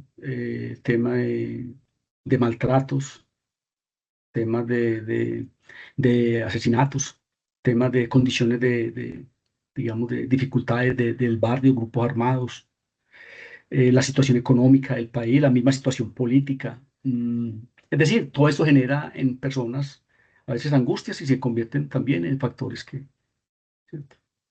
Que inciden en el consumo. Situaciones como, o temas como la ansiedad, la depresión, ¿cierto? Que no son tratados, no son abordados digamos, con prontitud, de alguna forma, se convierten en problemas que llevan al consumo de sustancias psicoactivas. Pasamos a la siguiente. Bueno, aquí rápidamente algunos números, pasamos a la siguiente. Es decir, revisando un poco estadísticas, encontramos que casi que, digamos, el promedio de edad de inicio en el consumo de las sustancias psicoactivas para el país, así en genérico, puede estar alrededor de los 13,7 años. Habrá que mirar de todas maneras porque también hay una variación de sustancia por sustancia. Unas pueden ser, digamos, a los 12 punto algo, otras a los 17, pero en general, digamos que el promedio de edad de inicio se está iniciando a los 13 años. Estamos hablando de que plena adolescencia, ¿cierto? En donde los chicos están teniendo una serie de cambios físicos, bioquímicos, comportamentales, de relación, ¿cierto? Es casi que de alguna forma, para el tema del consumo de sustancias, la adolescencia se convierte en un poco, esa preadolescencia, en un factor de riesgo que hay que ponerle mucho cuidado, porque allí es donde están iniciando. En contraste de lo que les decía ahorita, las personas, digamos, los neuropsicólogos dicen que hacia los 24, 25 años se está teniendo a desarrollar el lóbulo frontal, en donde está la memoria, la concentración, todo el tema de planeación, los controles. Entonces, a más temprana edad en el consumo, el tema se puede volver un poco más dispendioso hacia el futuro, ¿cierto? Igual tenemos muchas historias de gente que ha podido salir, pero hay otros que la situación se ha complicado un poco, ¿cierto? En regiones como Antioquia, este indicador desciende lentamente, ¿cierto? Hacia los, no sé, hacia los 12,5 años. Aunque el promedio está en los 13 años, tenemos, por ejemplo, historias de chicos que se han iniciado en el consumo a los 8 años, 7 años, ¿cierto? El promedio es en los 13,7. En general nos dicen algunas estadísticas. Unos dirán que 12, otros, bueno, pero más o menos un poco el tema de la adolescencia, que es lo importante tener allí, ¿cierto? Pasamos a la siguiente. Bueno, dentro de las sustancias específicas, nos hemos ido encontrando, por ejemplo, con que dentro de las sustancias legales, lo que les decía ahorita, el tabaco y el licor casi que son unas sustancias de inicio, o muchas de las sustancias de inicio. No todo el mundo lo hace, pero un alto porcentaje inicia a través del tabaco y el alcohol. Hoy, muchos ya no el tabaco en el sentido estricto, pero sí a través del vapeador. Ya porque ya el vapeador no solamente lo están haciendo con uso de tabaco, sino que también lo están haciendo con el tema de con destilados de cannabis, por ejemplo, que es una otra sustancia que están haciendo a través del vape. Entonces, también hacia los 13 años, 14 años, ¿cierto? En contextos escolares, este es un estudio que se hizo en escolares. La media poblacional dice que entre los 16 y los 18 años se están iniciando, pero tenemos, ¿cierto? Un promedio entre los 13 y 14 años con inicio. Alcohol y tabaco. Y a veces escalan a otras sustancias. Dentro de las drogas ilegales, podemos, teniendo pues varias sustancias ilegales, tenemos las, no sé, cocaína, marihuana, éxtasis, pop, pero algunas de ellas hacia los 17,5 años. Si ustedes pueden ver, miren la edad en la que se inician los muchachos en sustancias que son legales, hacia los 13 años, las sustancias permitidas, y en las ilegales, en promedio, hasta los 17,5 años. En promedio, listo. Porque tenemos, como les digo, casos de inicio hacia los 7 u 8 años y podemos tener chicos que no iniciaron ni por el alcohol ni ni por el tabaco e iniciaron directamente por otras sustancias. Hoy, por ejemplo, a través del vapor. Pero algunos han empezado y una vez, por ejemplo, con marihuana o cosas de esas. Entonces, más o menos para intentar ubicar, ese es un poco el panorama, digamos, como a nivel nacional, y Medellín no es la excepción. Medellín puntúa de alguna manera o lidera ciertas formas también estadísticas de consumo de sustancias.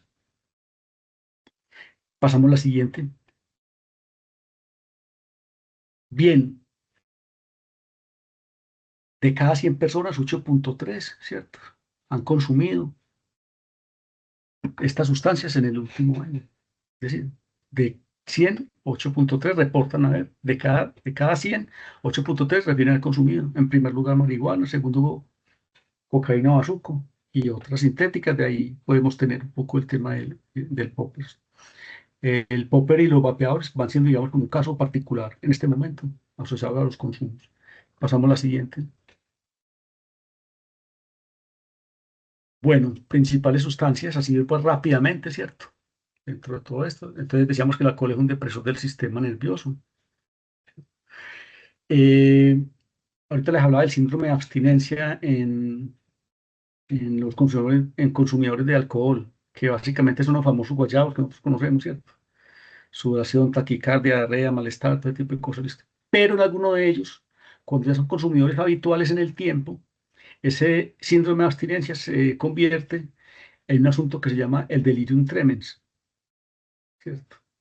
Básicamente en el estado de abstinencia. Es decir, beben, llevan toda la vida bebiendo y bebieron la última semana, toda la semana, ¿cierto? Y paran, no sé, paran el domingo a la 1 de la tarde. Hacia el lunes están muy mal y están con alucinaciones. Están viendo hormiguitas que se suben por la piel, ¿cierto? El cerebro ya, digamos, está afectado. Posiblemente algunas áreas ya están afectadas y la memoria puede estar dañadita, ¿cierto? Ahí es muy frecuente en algunos de ellos ya, por ejemplo, desnutrición. Por eso es que hay siempre que van a tratamiento, el médico le manda un tratamiento nutricional.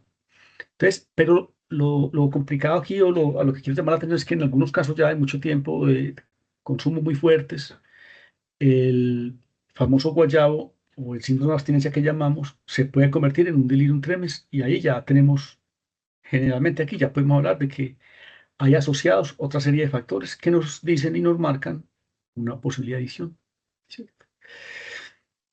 para quien, digamos, tiene cuidado con o contacto con estas personas o se encuentra con ellas. ¿Cierto?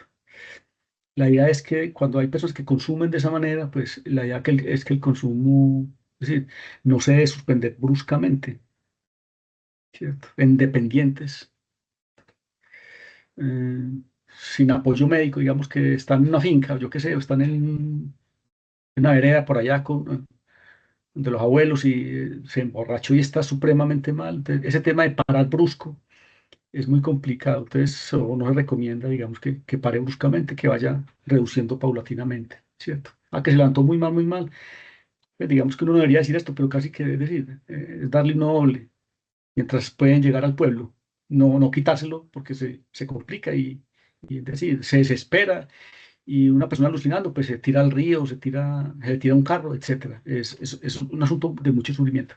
Pero si está cerquita a un centro médico, pues no le va a dar el aguardiente, ¿cierto? Lo que va a hacer es llevarlo de una vez o por urgencias a un centro médico de inmediato, ¿cierto? Darle agua, ¿cierto? Que pueda hidratar para que le permita, digamos, de alguna manera ir haciendo el proceso de eliminación paulatina, una vigilancia, digamos, constante con estas personas. El caso, digamos, del consumo pasamos a la siguiente. El caso de consumo, por ejemplo, de, de esta otra sustancia. Pasamos a la siguiente. Bueno, aquí le estaba diciendo ahorita, yo ahorita le puse el tema del tabaco, pero hoy tenemos, digamos, una variedad de usos sobre el tema de los vapeadores, ¿cierto? Decía que el vapeador tiene base, la mayoría tiene base, digamos, nicotínica. Si es base nicotínica, entonces posiblemente es un estimulante. ¿Qué es lo que produce el cigarrillo la base, que es el vapor? Problemas pulmonares muy agudos, que son muy dolorosos y muy costosos en el tiempo, ¿listo? Posiblemente una dependencia química precoz, ¿cierto? Y a veces se está vendiendo una nicotina, digamos, con un nivel de concentración de alquitrán y todos los componentes que traen. Dicen los que saben de este tema que el cigarrillo, estos componentes pueden traer alrededor de 200, 300 componentes, ¿cierto? El tabaco. No genera todos los problemas sociales, pero a nivel de salud daña mucho el tema, es decir, el cáncer, digamos, todo el daño pulmonar, de vías respiratorias, ¿cierto? Además que a nivel, digamos, de odontológico, por ejemplo, los dientes le ponen muy complicados, entonces aporrea la autoestima. Entonces dice que en estos casos, ¿cierto? Conviene, por ejemplo, a estos muchachos informarles sobre, mira toda la cantidad de todos estos vapeadores que hay acá, tienen metales a veces que son pesados, ¿cierto? Entonces, no solamente es el humo del tabaco, sino que son los colorantes y que es también, digamos, las platinas, esos tanques, digamos, que tienen otros metales. Bueno, ahí hay que trabajar mucho el tema ¿cierto? Trabajar en la ansiedad que motiva el uso. Entonces, por ejemplo, pues, de ser posible, decir, sacarlos en espacios aireados, también consumo, decir, hidratación, si se puede, digamos, conversación de alguien que está cercano, hasta hacer un poco de ejercicio de respiración, un poco, mientras llegan a un centro, si el asunto, digamos, de la ansiedad es muy alto. Con respecto al tema de los vapeadores, siguiente,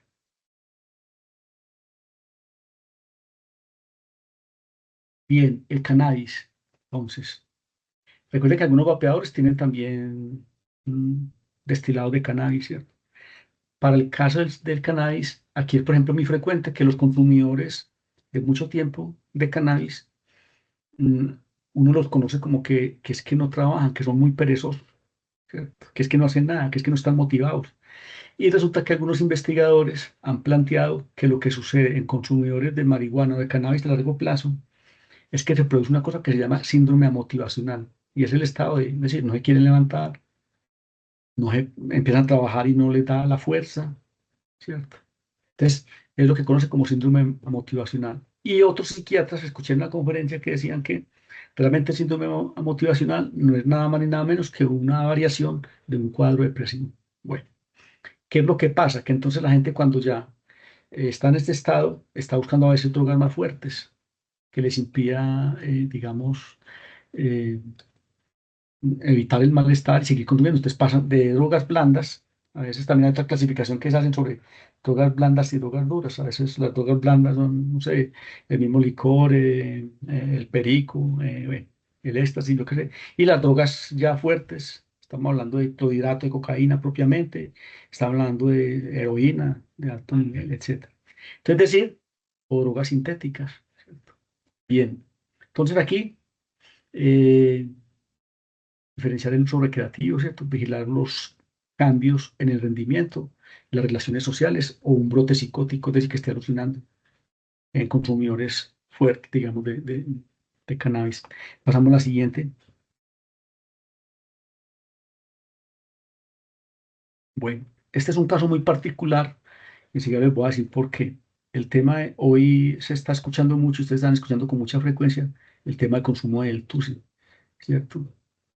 Que pareciera ser, pues, que es como lo que se ha conocido como el 12B, el verdadero TUSI. En Colombia se está viendo como TUSI.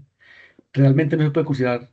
Estaba leyendo una entidad que se llama Échele Cabeza y un informe del Ministerio de Justicia y plantean que realmente el TUSI no es una sustancia siquiera, que lo que es el TUSI es un cóctel de varias sustancias. Entonces, realmente, ¿cierto? Dice que una de las sustancias fuertes que está asociada al consumo del TUSI o uno de los componentes, esta gente sometieron a estricto análisis, digamos, químico, creo que como 600 muestras de sustancias y encontraron, por ejemplo, estas sustancias fueron tomadas, digamos, en las fiestas y en personas que consumen, y estas sustancias fueron sometidas a ese estricto análisis. Y encontraron, por ejemplo, que lo que se llama TUSI, tienen algunas, eso lo mezclan mucho, pero algunas tienen, por ejemplo, ketamina, que realmente es un anestésico, una medicación que le dan a los caballos, o todavía anteriormente le daban a los caballos, que tiene éxtasis y que tiene incluso cafeína. Entonces, realmente no es el TUSI que llamamos nosotros, ¿cierto? Está ahí podemos encontrar arritmias, alto nivel de toxicidad por impurezas y a veces dependiendo, ¿cierto? Hay otros que dicen que le echan también acetaminofén, que le han echado, no sé, alquitrán, es decir, que hay otros componentes que le han echado a esto. Bien, el cuidador, aquí por ejemplo el tema de la temperatura, puede subir el tema de la temperatura, entonces estar pendiente del tema de la temperatura corporal, ¿cierto? Los estados posibles de agitación extrema, ¿cierto? Si hay desorientación en este caso, entonces realmente sería una persona para recomendarle un centro de atención por urgencias. Pasamos a la siguiente. Bueno, entonces lo que les estaba diciendo, ¿cierto? De esas, puse como ejemplo el TUSI, pero realmente, digamos, lo que se dice que es cocaína o perico muchas veces es decir, lo que le están vendiendo es bazuco, lo venden como perico y lo que le están vendiendo es bazuco. Y mezclados, por ejemplo, le echan hasta, también se han encontrado, por ejemplo, que le echan, por ejemplo, cal con la que pintan, le echan cal, le echan polvo, de ladrillo, hasta leche en polvo, eh, otros componentes químicos. Entonces, a veces uno dice si lo que daña tanto realmente sí es la sustancia, o lo que viene a dañar al final de todo es la cantidad de agentes químicos y las mezclas, las impurezas que se echan a estas sustancias. Realmente el problema para nosotros, el tema es de salud, ansiedades, miedos, arritmias cardíacas, enfisemas pulmonares, todo el tema, ¿cierto? Ustedes, por ejemplo, uno como cuidador encuentra que es el tema de las dificultades familiares, la abuela que está a punto de darle un infarto porque pues su hijo está en un estado de intoxicación, ¿cierto? Las situaciones de relación, porque es el preferido y mire lo que está haciendo, son las situaciones familiares, ¿cierto? O de situaciones asociadas al tema de deudas por consumo de sustancias o a incumplimiento de obligaciones. Entonces, en las familias se ve muchas esas situaciones, todas estas situaciones. Y en nosotros un poco la parte ya de agitación y de salud. Eh, para decirles que, es decir, creo que en estos estudios que se ha encontrado que casi que el 98% de las sustancias han sido adulteradas. Entonces, que lo que le dicen a uno que le venden es otra cosa y además es muy costosa, ¿cierto? Entonces, finalmente uno ve que en esto hay una vocación muy fuerte, digamos, de grupos o de personas que en esto lo que encuentran es un negocio y hay que hacer lo que rinda bastante. Es la idea es vender bastantico. Bueno, muy bien. Pasemos rápidamente. La siguiente. La ketamina, ya les había dicho un poquitico la ketamina, ¿cierto? Puede haber disociación severa, con éxtasis, deshidratación, ¿cierto? Un golpe de calor, el tema de la temperatura. En todos estos casos, asegurar hidratación, ¿cierto? Si es éxtasis, que es MDMA, todo el tema de la hidratación siempre, mantener un entorno tranquilo para evitar pánico, por ejemplo. Pasemos a la siguiente. Bueno, esta es una sustancia medicamentosa, ¿cierto? Que está siendo eh, abusada. Es una sustancia que tiene una base, digamos, opiácea, ¿cierto? Temas de, pueden haber problemas de respiración fatal, dependencia física, ¿cierto? Que a veces es difícil de manejar, es decir, siendo una abstinencia, puede ser frecuente. Cuando se usa sin prescripción médica o hay mal uso. Vigilar somnolencia excesiva, ronquidos, a no ser que tenga una apnea del sueño o esto, ¿cierto? Bueno, no suspender sin apoyo clínica ni el dolor, pero esto es una necesario que se está vendiendo y algunas farmacias, digamos, están haciendo también negocio con esto porque lo venden sin una prescripción médica. Pasamos a la siguiente. Bueno, aquí rápidamente un poco frente al tema de algunos casos, ¿cierto? Frente a una intoxicación aguda, ¿cierto? Tenemos un joven agitado con taquicardia por consumo de vapor o estimulantes. Entonces, ¿qué se recomienda? Pues que pueda estar llevarlo, que esté en un ambiente tranquilo, no confrontarlo, ¿cierto? Que esté en un lugar que no estén las luces muy fuertes, luces bajitas, ¿cierto? Y aquí entonces es donde viene una acción que es muy fuerte y muy importante para nosotros y es, frente a situaciones como estas, cualquier indicador de que está pasando esto, llamar a la línea 123, ¿cierto? Y allí ya nos indican y nos dan las recomendaciones, por ejemplo. Si está cerca de un centro de salud, por urgencias, llevarlo de una vez. Para sustancias por vía inyectada, como el caso de la cocaína, ¿cierto? Eh, o heroína, por ejemplo. Aquí ya hay que plantear un poco si esta gente se está inyectando, por ejemplo, ya es decir, mientras los llevan a un centro, lo que pasa, es decir, y si va a seguir inyectando, entonces, es decir, hay que darle agujas limpias, porque el problema de salud pública asociado al tema de, de intercambio de jeringuillas, por ejemplo, es muy complicado, ¿cierto? Pero además un poco, entonces también temas de hidratación, ¿cierto? Buscar de alguna manera que se pueda internar voluntariamente, son como acciones primarias, digamos, que uno haría en esta persona, no confrontarlo.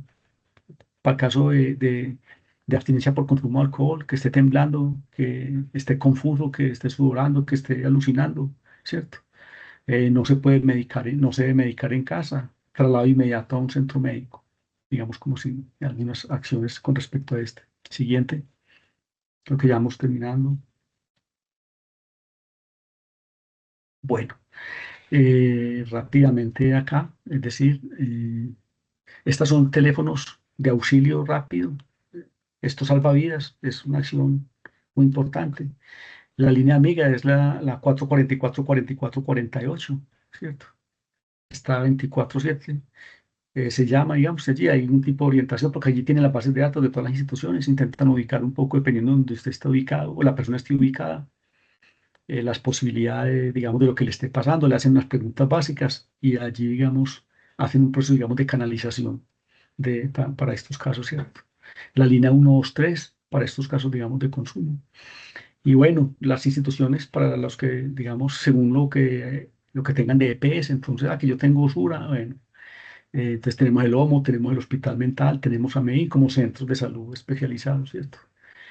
Y si se necesita, digamos, de otro centro, un tema de internamiento, de contención y demás, la misma línea le van a ofrecer a ustedes teléfonos o nombres de otras personas, de otras instituciones que trabajan en el tema, digamos, de las adicciones. Entonces, hacer, digamos, una canalización rápida a un centro de estos.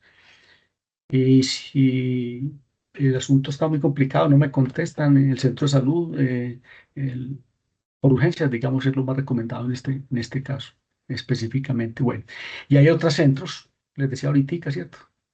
Que yo conozco un poco, está Hogares Claret, hay una opción para internamiento. Está Saneín, ya les dije, está Hospital Mental.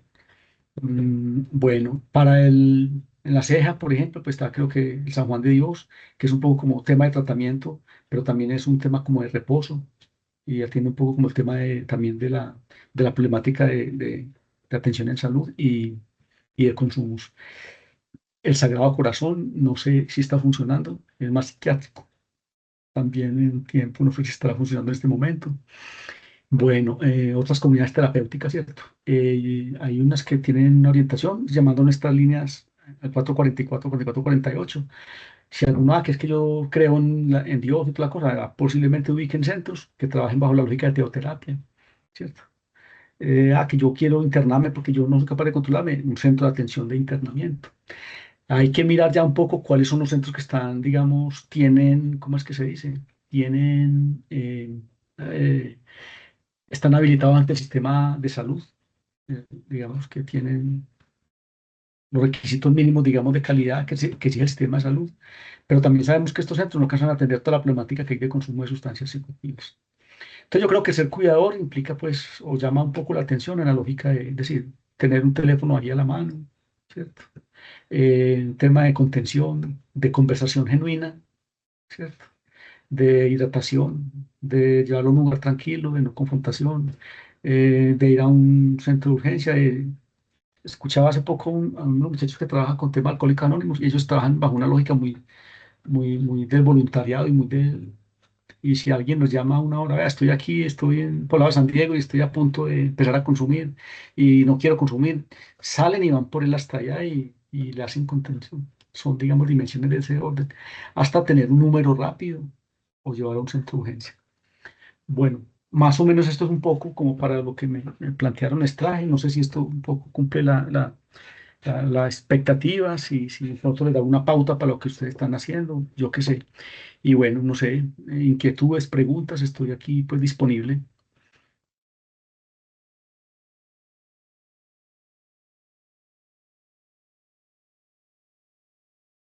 Preguntas, comentarios. Claro que sí, nos da un panorama, usted, doctor, muy interesante también para comprender, porque este tema de las adicciones es un tema, como usted mismo menciona, lleno de estigmas, ¿cierto? Y que a veces pensamos que está sujeto como a un capricho y pues vemos que no es así, que es un asunto complejo y con muchas aristas.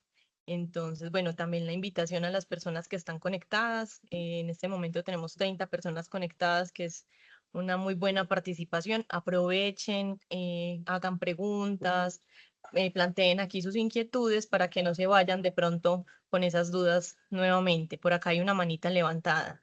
Don Hugo, bien pueda. Sí, buenas tardes. Bueno, primero agradecerles a todos y especialmente al doctor, la conferencia estuvo muy completa y realmente me aportó mucho. Yo sigo con el problema. Yo le quiero ayudar al sobrino, pero él no quiere asistir bueno, yo me he acercado a Narcóticos Anónimos. Él está en un tratamiento, lo vio el toxicólogo, le hizo un cambio en la medicación, estaba tomando prevalina mañana, tarde y noche, se la cambió a que se la tome una en la noche de 75 miligramos. Entonces, pues quiero continuar unido a ustedes para pues, lograr cómo encauzo a mi sobrino en este tema y que él se interese. Entonces, pues quiero continuar con ustedes y que me recuerden, es dentro de un mes que nos volvemos a reunir ya presencialmente. ¿Y en dónde, por favor? La próxima reunión presencial va a ser el 21, el jueves 21 de mayo, en el Parque Biblioteca Tomás Carrasquilla La Quintana. Este queda en la avenida 80, eh, por la glorieta de la 80 con la 80. Es acá Avenida en el parque, 80. en la glorieta de en- la 80 con la 80. Ahorita igual, si quieren por el chat, les dejo como la dirección de la biblioteca para que puedan Ah, llegar. Y sí, ahí en el listo. chat está el link al grupo de WhatsApp también. El grupo de WhatsApp, ahí les mandamos toda la información de la programación, de los temas, y hay mucha información de interés para ustedes. Listo. Bueno, muchas gracias. Don Con Hugo, gusto. ¿qué edad tiene su sobrino? 19 años. ¿Y él está asistiendo a dónde? No, él está en un tratamiento psiquiátrico y está tomando pregabalina, quetiapina y ácido valproico. Ujú.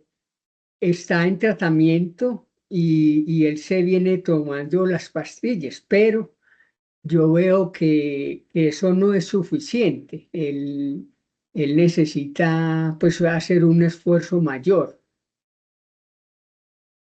Digamos que Entonces, yo aquí, digamos, recomendaría un poco como con él, personas que sean cercanas a él, que él convalide, que estén a sí, las que él quiere, en principio, gente cercana a él, que le puedan persuadir un poquitico sobre la importancia de que la parte física es muy importante y hay que seguirla trabajando, no se puede dejar, pero que convendría, creo que le podría convenir, posiblemente por la medicación que esté tomando, posiblemente hayan otros elementos asociados del orden de los temas de estado de ánimo, que posiblemente, y no sabemos otros datos, digamos, de su historia, que posiblemente estén atravesados mucho por el tema de lo psicológico.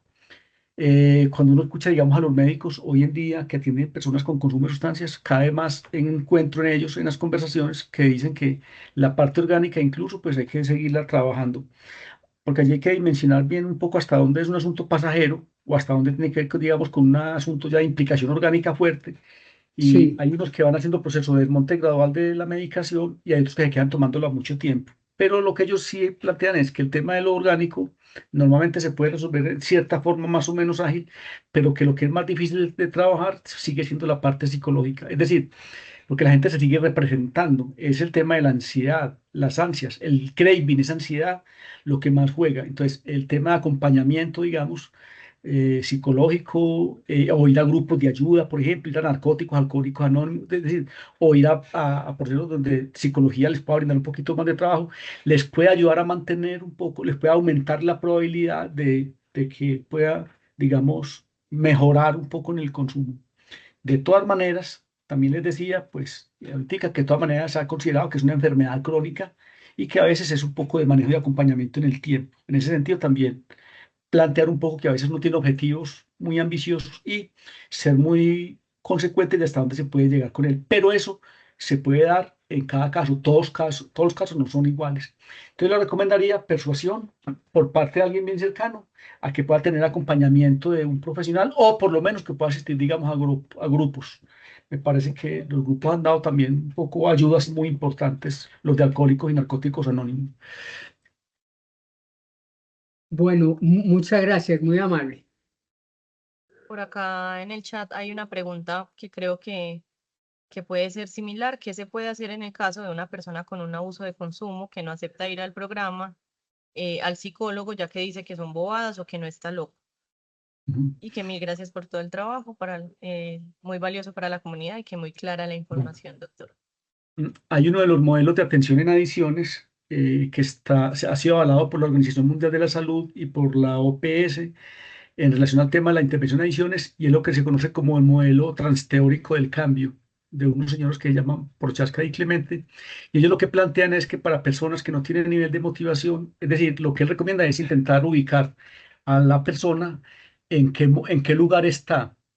El muchacho, las personas pueden estar en una etapa de precontemplación, es decir, no ha contemplado jamás el proceso de ir a un centro de intervención. Ahí lo que nos recomiendan, por ejemplo, es que pueda darse, digamos, sin entrar a chocar con él, darle información sobre lo que son por alguien a quien él crea o un profesional, sobre realmente una charla completa, real, sin meter miedo, sino que lo que sea real, sobre las implicaciones que tiene el consumo de sustancias. Entonces dice, ahí lo que funciona es un poco la información y decirle que se le deja la puerta abierta para que si en el momento él quiere entrar. Ese modelo dice que en ese estado, esas condiciones, es decir, que por las malas no es posible, pues es muy difícil, pero que más bien por ese lado lo que se deja al otro es reflexionando y que más fácil él puede tomar la decisión de así sea un poco más adelante, plantear ayuda. Dice que hay otra etapa que es la de la contemplación. Dice, cuando el otro está contemplando la posibilidad de ir, que está un poco como que sí, pero como que tiene duda, pero como que sí puede aceptar. Entonces dice, ahí no desaproveche la oportunidad y lo que tiene que hacer usted es buscar comprometerlo a través de la palabra, de que busquen alguna ayuda rápida, es decir, una asesoría, no un tratamiento, ni que lo van a meter a un centro ni demás, sino que lo pueda inducir un poco a que pueda llevar a un centro. Es decir, si él está en la etapa de contemplación, entonces ayude, déle el empujoncito para que contemple la posibilidad como tal. ¿Listo? Entonces dice, lo otro es, cuando la persona está en etapa de acción, es decir, como que él ya ha hecho intentos por su propia cuenta, o él ya consideró la posibilidad de ir, pero todavía no ha definido, entonces dice, ayúdale a definir la meta, que vayan a un centro, que vayan a un profesional, que busquen una ayuda, es decir, de inmediato, que busquen, digamos, una opción. Es decir, que pase a la acción rápidamente. Entonces, es decir, porque si yo, hay una persona que no quiere ir, está en precontemplación, y yo lo presiono mucho, entonces dice el modelo que lo que hace es generar una reacción adversa. Y lo que hace es que en vez de que yo logre engancharlo por la buena, lo que hace es que él se va del todo y se choca. Entonces, están planteando un poco de temas, digamos, de intervención, un poco como en esa lógica. Si está en precontemplación, si está en contemplación, si está en la acción, o diferentes cuando el paciente ya está en etapa de mantenimiento, es decir, ya está haciendo el proceso, está yendo, entonces lo que hay que hacer es decir, mantenerle la motivación para que continúe haciendo, digamos, el proceso de cambio. Entonces, eso normalmente pues lo manejan profesionales, pero creo que ustedes en el tema, desde la perspectiva de la persuasión, yo podría, digamos, hacerles llegar un poco lo que estos señores proponen y se puede ajustar un poco. A muchos, como les digo, puede que no les funcione, pero el modelo dice que a muchos otros sí les ha podido servir y que a veces es mejor obrar de esa manera que ir haciéndolo bajo presión. Pero todo depende del momento en que se encuentre. No sé si ahí le respondí en parte la pregunta. Es más, como estar a nivel de los amigos que tienen el momento, es lo que hemos hecho durante el tiempo. Tiene, ya ha estado en Seúl y con psicólogos particulares. Muchas gracias por su conferencia. Bien, bueno, hay otra cosa, hablando de los factores de riesgo y de los factores de protección. Es decir, hemos encontrado que uno de los factores de riesgo, de pronto se me pasó ahorita desde el punto de vista de lo social, es la presión de los amigos. En adolescentes, sobre todo, a veces funciona más lo que planteen o el concepto que tienen el grupo de pares que lo que tiene la familia o otras personas profesionales. Ahí, digamos, el tema de poder generar el espacio para que pueda tener, digamos, una red de apoyo diferente a los amigos que son, digamos, factores de riesgo, pensar, digamos, la posibilidad de que pueda participar en otros grupos, por ejemplo, yo qué sé, grupos de arte, grupos de teatro, semilleros, es decir, qué otras opciones hay ahí y ver qué posibilidades se tienen.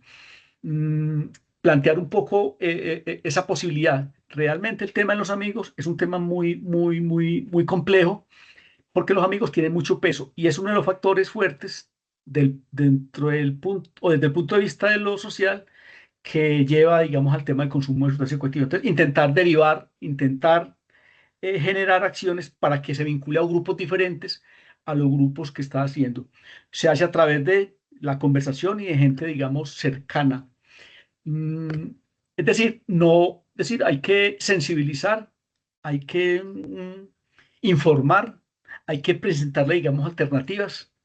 Y a veces, digamos, cuando eso no funciona, digamos que la constitución política y los modelos se nos plantean que lo hagamos bajo la lógica de el libre desarrollo de la personalidad, es decir, los centros en general plantean que las personas deben tener voluntariedad para ir, pero ¿qué hace uno con personas que de pronto ya están en un estado en donde ya no quieren y están generando muchos problemas? Aunque algunos se resisten a eso, hay 2 o 3 centros en la ciudad que trabajan un poco la lógica de personas que no quieren, entonces aceptan pacientes que los lleven un poquitico con cierto nivel de presión.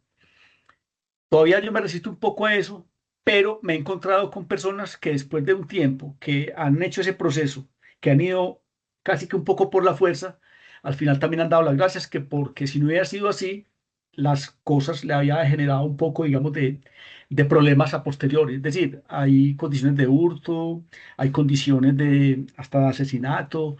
Es decir, entonces en esos casos también hay otros modelos que trabajan un poco bajo la perspectiva de la presión no atendiendo tanto a la voluntariedad en esos casos, un poco llevados a la fuerza, a veces de la mano de actividades, digamos, de la fuerza pública, y allí hacen un poco más de terapia de choque. Creo que hay 2 o 3 instituciones que trabajan eso. Por acá hay otra pregunta. Doctor Francisco, para mi hijo que tiene TDAH más ludopatía, ¿qué es lo más aconsejable? Bueno, el TDAH tiene que ver precisamente con un tema, digamos, de activación del sistema, es decir, ese sistema, digamos, de cableado interno del que les hablaba ahorita, por donde circulan neurotransmisores. Entonces, es decir, el cerebro que está un poco sube y baja. Aquí se necesita un poco de ayuda médica, farmacológica posiblemente. Eh, Decía ludopatía y qué más. Hay ludopatía bueno, hay un asunto de ludopatía. Hay también grupos, no tengo el dato, pero en estos números específicamente, creo que también a la manera de Alcohólicos y Narcóticos Anónimos está el tema hay grupos para tema de comedores compulsivos y para temas de jugadores. Es decir, si son centros como estos. Llamando a estos números, ahí pueden encontrar, digamos, más detalles. Y lo otro es que puedan visitar un centro. Las mayorías de las universidades tienen centros de atención con estudiantes en prácticas de pregrado o de posgrado que ofrecen procesos de evaluación, diagnóstico y acompañamiento. Entonces, allí también podría, digamos, ser una opción.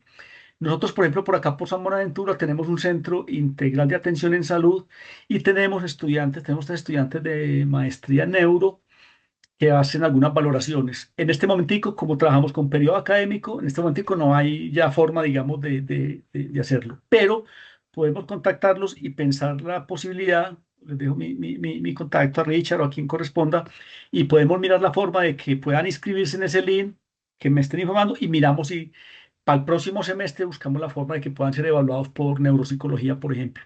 En ese caso, es lo que se me ocurre en este momento.